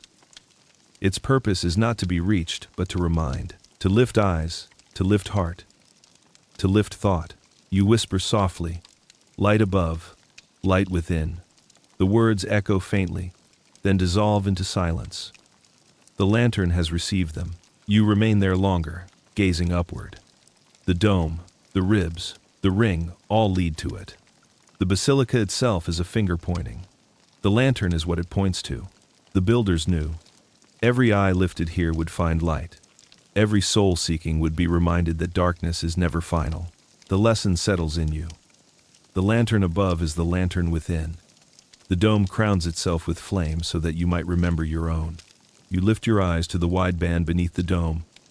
Figures stand there in endless procession. Saints and apostles, each set into mosaics that shimmer faintly even in low light. Their faces are calm, their gestures solemn. Some hold scrolls, some raise hands, some gaze outward, some inward. They seem at once alive and eternal, witnesses carved into light. You step closer, until the patterns become clearer. The tiles are impossibly small, each no larger than the nail of your finger. Yet when seen together, they form robes, skin, halos, skies. You realize how much patience went into this, how many hands placed these tesserae, one by one, aligning each piece so that, from below, the whole figure would emerge. The saints are not paint, they are countless fragments, assembled into unity. You tilt your head and notice how each saint looks outward at a slightly different angle. Their gazes overlap, cross, diverge. Some seem to look directly at you, others past you, others through you. The effect is unsettling, as if you are not merely observing them, but being observed. You close your eyes for a moment and imagine the workers on scaffolds, squinting close, setting each tiny piece with care. Perhaps they whispered a prayer with each tessera. Perhaps they spoke the saint's name softly as they pressed tile into mortar. Their devotion became part of the figure itself. When you look now, you are seeing not only color but prayer made visible. You step back and let your gaze wander across the circle of faces. They form a chain, an unbroken ring of witness. You realize the builders meant this. The dome does not stand alone. It is encircled by lives who carried faith before you. The saints form the base for heaven's crown. You breathe slowly. Their presence is not heavy but steady, like a chorus humming in background, low and continuous. You realize this is how memory works, not loud, not insistent, but always present, ready to strengthen when needed. You whisper one name aloud. It does not matter which. The name floats upward, touches the mosaic, dissolves into silence. You feel it received, as though the saint has leaned slightly closer, not with sound, but with presence. You think of your own life, made of fragments, moments of doubt, moments of clarity, moments of struggle, moments of joy. Alone, each seems small, broken, incomplete, yet together they form a pattern, a figure, a story. The mosaics remind you, fragments are not failure. They are material for unity. You close your eyes again and imagine your own face in mosaic. Countless tiny pieces, each one imperfect, but when assembled with patience, radiant as a whole. You realize the dome teaches this, through saints. Holiness is not perfection, but wholeness. When you open your eyes, the mosaics shimmer more brightly, as though acknowledging your thought. You bow your head slightly, grateful for their silent company. The lesson settles. Fragments form unity. Memory becomes witness. And lives lived with devotion become light in stone. You notice how the air feels different here. Not heavy, not stale, but alive. As if it carries more than oxygen. You breathe in slowly and sense layers within the breath. The Basilica has held centuries of pilgrims, each one exhaling prayers, each one leaving traces of devotion in the air. You inhale not only night, but memory. You close your eyes and let your breath slow. Inhale, exhale. You feel the rhythm of countless others who stood here before you, breathing with hope, with grief, with awe. The dome has absorbed all of it, and now it surrounds you like invisible incense. You walk slowly, noticing how your breath echoes slightly, how the sound of it blends with silence. You are part of the Basilica now, not as visitor, but as breath added to its atmosphere. You realize this is how buildings live, not only through stone and mortar, but through lungs that fill them. You stop at the center and breathe more deeply. The air is cool at first, then warms in your chest. You imagine it rising upward, joining currents that swirl beneath the dome, circling slowly, carrying with it whispers of your presence. You realize that even after you leave, some part of your breath will remain, hidden among the countless others, part of the Basilica's living memory. You open your eyes and notice how the candles flicker slightly with each draft. The flame dances, sensitive to every shift of air. You realize the dome makes your breath visible, not directly, but through its effect on light. Each inhale, each exhale, touches more than you imagine. You walk toward one of the chapels and pause. The air feels denser here, warmer. You imagine pilgrims kneeling, heads bowed, prayers whispered. Their words became breath, their breath became atmosphere. You inhale and feel their devotion mingle with your own. It is not intrusion, it is communion. You kneel and close your eyes. You breathe in, and you feel connected to them. Centuries of seekers, unknown, forgotten, yet alive in air. You exhale, and you offer your own hope into the same stream. Breath joins breath. Prayer joins prayer. Time itself feels dissolved. You rise slowly and walk again. Each step carries another breath, each breath another offering. You realize the basilica does not only receive light, sound, and silence. It receives breath. It is filled with living presence. You stop once more at the crossing and gaze upward. The dome above is vast, but within it swirls invisible currents. You smile softly, knowing you are part of them now. The lesson settles. To breathe here is to join communion beyond names, beyond centuries. The air itself is prayer. And you, breathing now, are part of its eternal hymn. You stand still and let your eyes wander once more across the dome, the piers, the arches, the floor. Patterns rise, overlap, dissolve. At first they seem separate circles, squares, triangles, octagons. But then you notice something deeper. They are not separate. They are parts of one geometry, one code hidden in stone. You walk slowly to the center and close your eyes. You imagine the building's plan spreading around you. A square at the base, a circle above, a cross in the arms, an octagon at the transition, a triangle in the pediments, a vesica in the arches. Each shape is distinct, but each one connects to the others. The basilica is not collection. It is equation. You open your eyes and let them travel upward. The square piers anchor you. The circle of the dome lifts you. The cross of the nave guides you. The triangle of the pediment directs you. The octagon bridges earth and heaven. The vesica opens thresholds. Together they form one whole, one language of creation. You step backwards slowly, letting the view widen. You see the dome not as single shape, but as symphony. Each part plays its note. Each ratio fits its place. Each symbol contributes to meaning. The secret geometry is not visible in one glance. It reveals itself only through patience, through wandering, through breath. You close your eyes again and picture the builders at their tables centuries ago. Compasses, rulers, parchment. They drew circles within squares, squares within circles, lines crossing lines, arcs intersecting arcs. To them, it was not only design, it was prayer in geometry, devotion in ratio. They believed that to build in harmony with universal law was to mirror the mind of God. You breathe deeply and let the thought settle. The basilica is not random. It is intentional in every measure, in every angle. It is map of cosmos, condensed into stone. When you stand here, you do not stand inside building alone. You stand inside equation, inside truth written in form. You kneel briefly and touch the marble floor. You whisper softly, circle, square, cross, triangle, octagon, vesica. The words feel like litany, like chant. They echo faintly, then dissolve into silence. The dome receives them, as though acknowledging your recognition. You rise and gaze upward once more. The secret geometry is no longer hidden. You see how every line points to every other, how nothing exists alone, how all belongs to harmony. You smile softly. The lesson settles. The dome has spoken.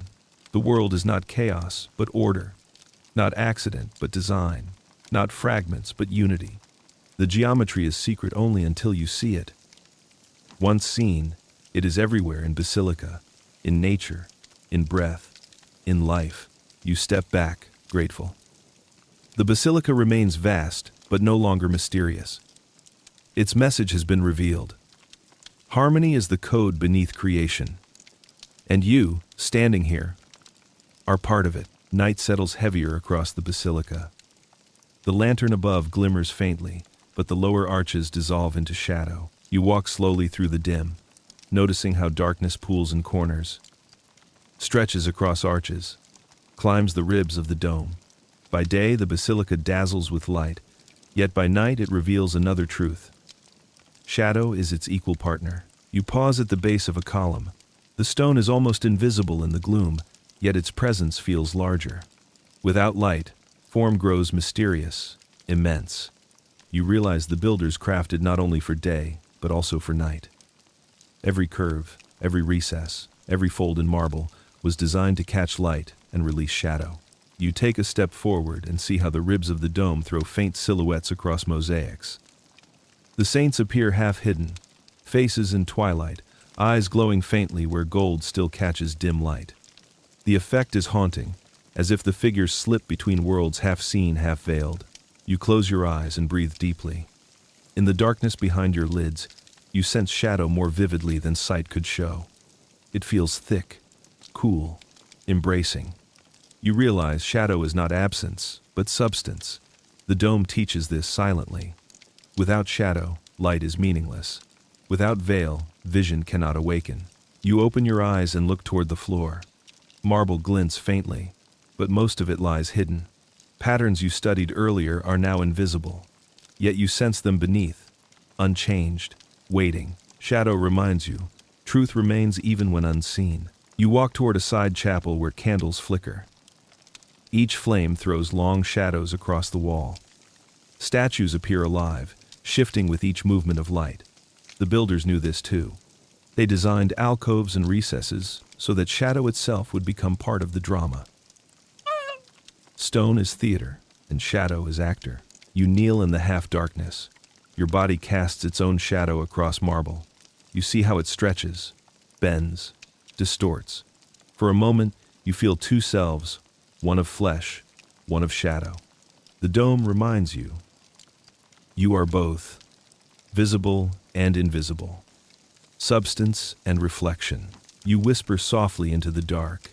Your words do not echo. They dissolve, absorbed by shadow. You realize silence here is deeper when coupled with darkness. Together they create a space not of emptiness, but of waiting, of gestation. Shadow holds potential until light returns. You rise slowly and walk back to the center.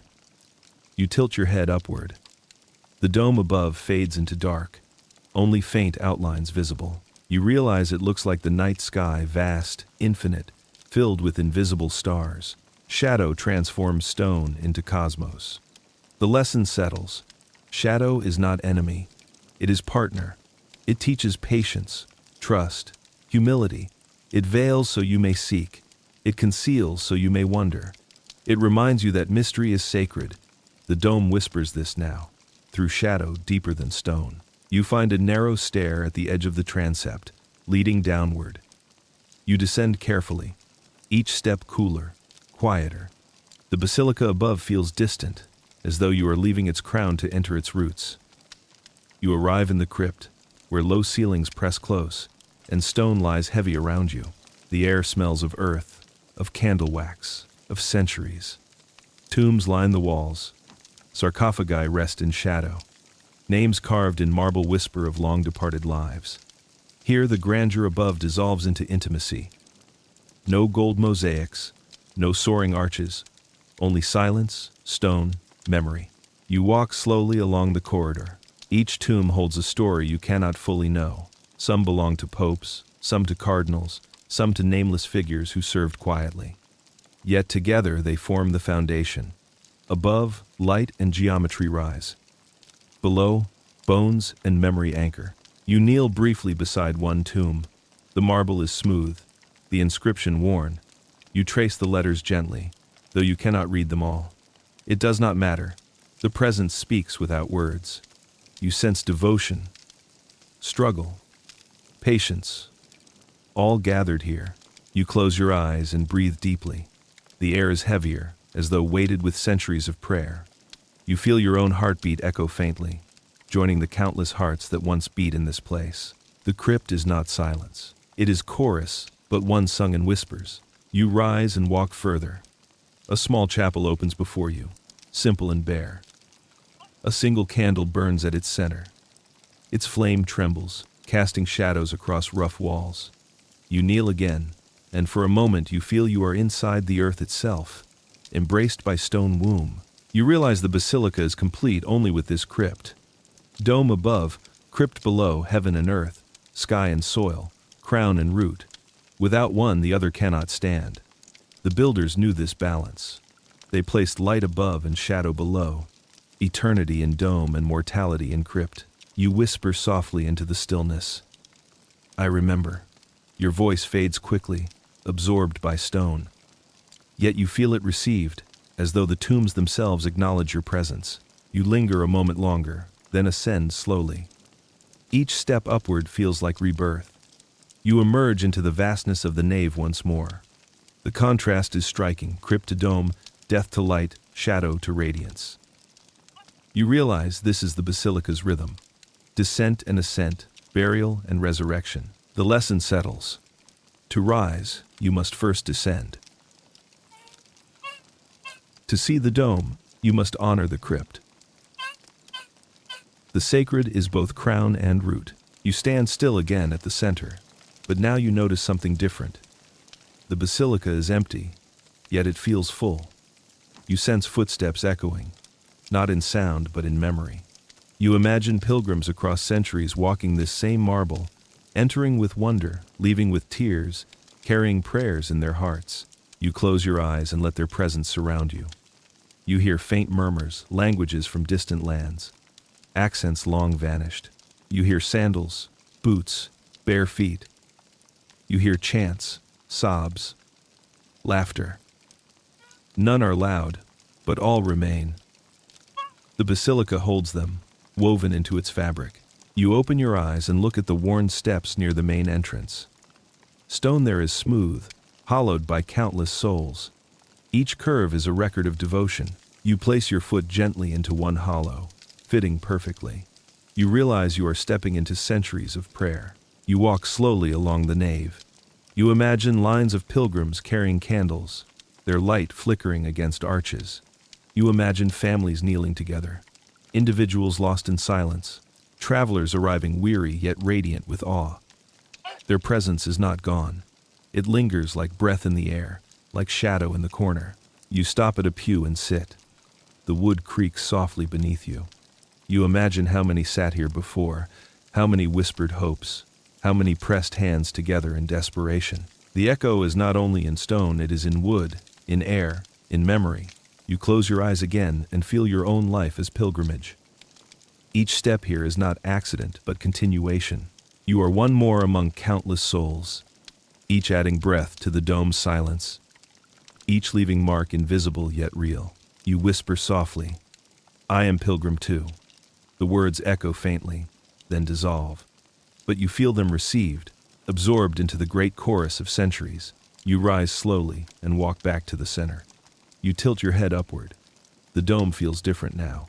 No longer solitary, it is crowded with presence. Every pilgrim who looked upward before you is still here, layered invisibly, forming chorus of gaze.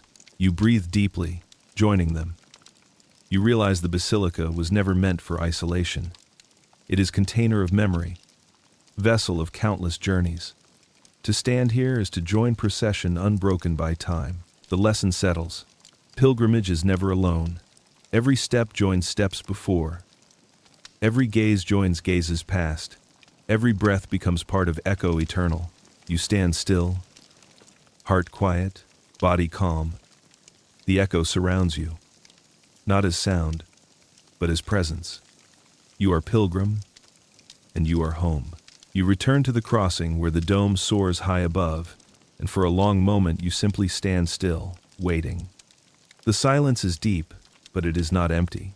There is a presence moving here, as if the very air holds song too soft for ears, a current too delicate for ordinary senses. You close your eyes, and in that stillness you begin to feel it, the breath of angels. It arrives not as sound, but as pressure, a subtle stirring that brushes against your skin. You imagine vast wings folded close, their movement no louder than a sigh. You inhale, and the air feels different, almost luminous. You sense that what you breathe here has been breathed before by more than human lungs. Every prayer offered beneath this dome has joined it, carried upward as exhalation, returned downward as blessing. You walk slowly, feeling your steps carried on this invisible tide. Statues of angels line the walls and corners, carved in stone, frozen in gesture. Some raise trumpets, some hold shields, some spread wings wide. Yet even the carved ones seem alive now, as though their stone forms are masks for the real presence that moves unseen. You realize the builders carved them not merely as decoration but as anchors, visible signs of what stirs invisibly around you. You pause before one angel, hand pressed to its marble base. Its face is calm, serene, eyes lifted slightly. The folds of its robe ripple as though caught in breeze. You whisper softly, and though the stone does not answer, the air shifts, as if in reply.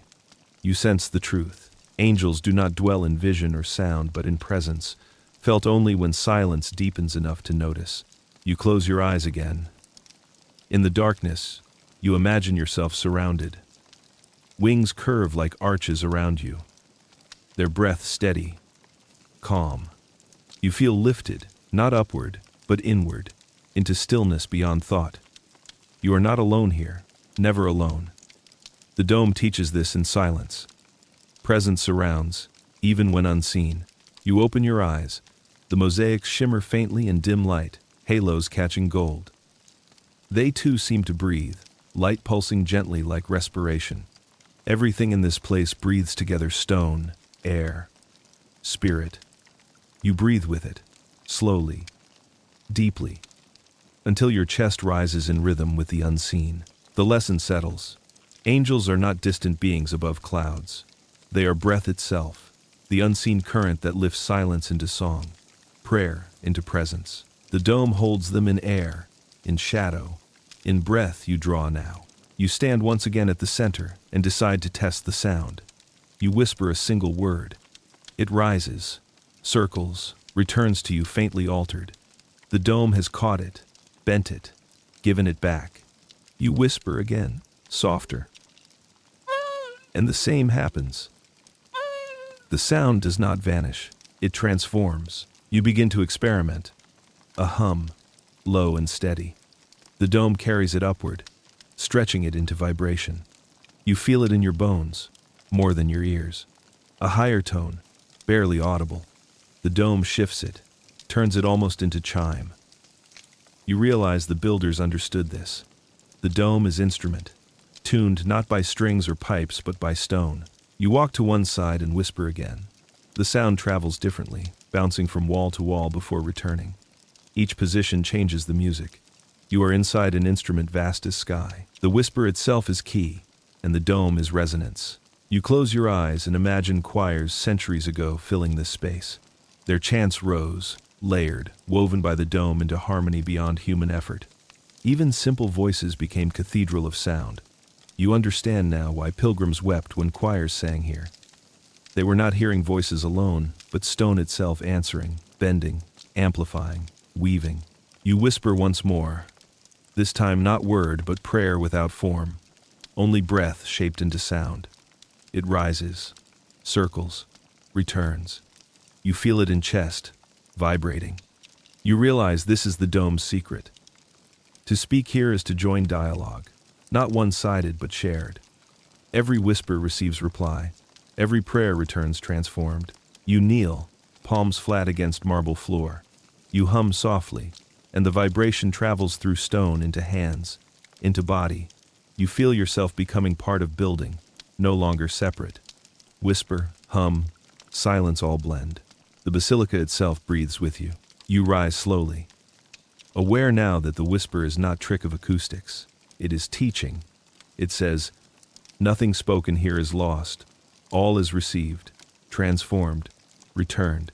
Even the smallest whisper joins eternity. The lesson settles. The dome listens. It remembers. It replies. Your whisper becomes part of its song forever. Morning edges closer. You sense faint brightness gathering outside, waiting to enter. The basilica is still dark, but you imagine how it will soon transform. Light will pour through windows, strike gold, ignite mosaics. You will see what night concealed. Yet even in shadow, the lesson is clear. Stone and light are partners, neither complete without the other. You walk slowly toward the main doors, still closed. You turn back to face the nave.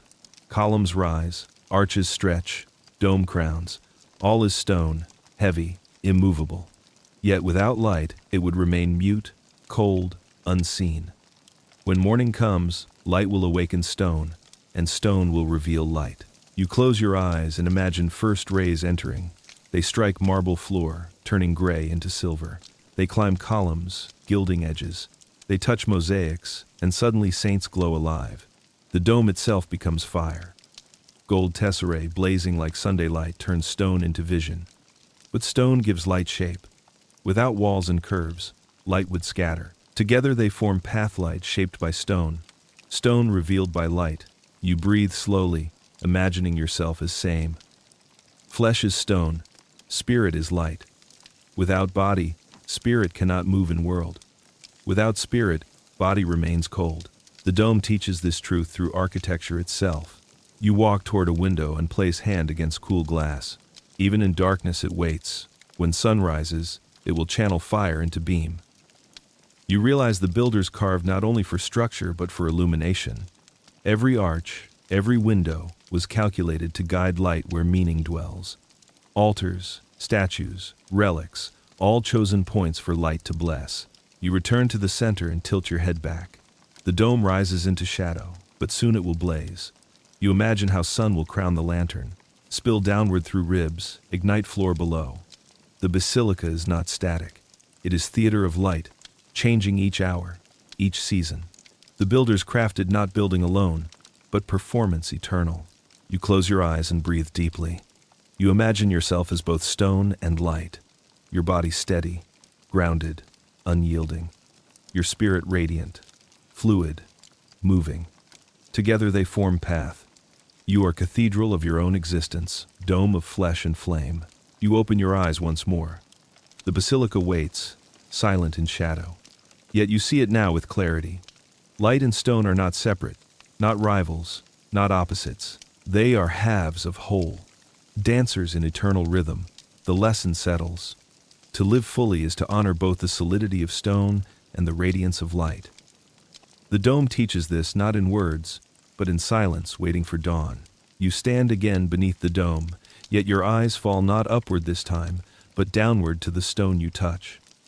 Every surface bears the mark of countless hands.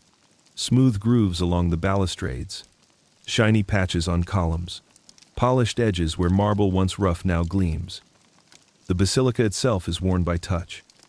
You place your own palm against the cool stone and feel the memory there. Your hand fits naturally into the hollow carved by centuries of pilgrims. You wonder how many reached here with the same gesture, seeking steadiness, leaving gratitude, carrying sorrow. Each touch was private, yet together they carved history into the stone. You realize your palm joins theirs, another print layered onto eternity. You walk slowly, letting your hand brush the walls. Every curve, every recess holds a story.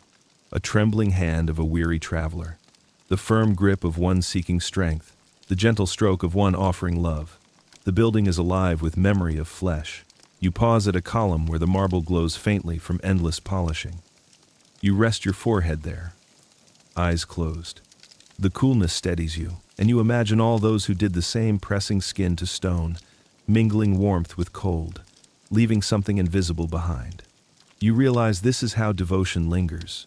Not in grand gestures, but in countless small contacts, each unnoticed yet eternal. You open your eyes and look at your own hand. It is ordinary, lines etched by age and use.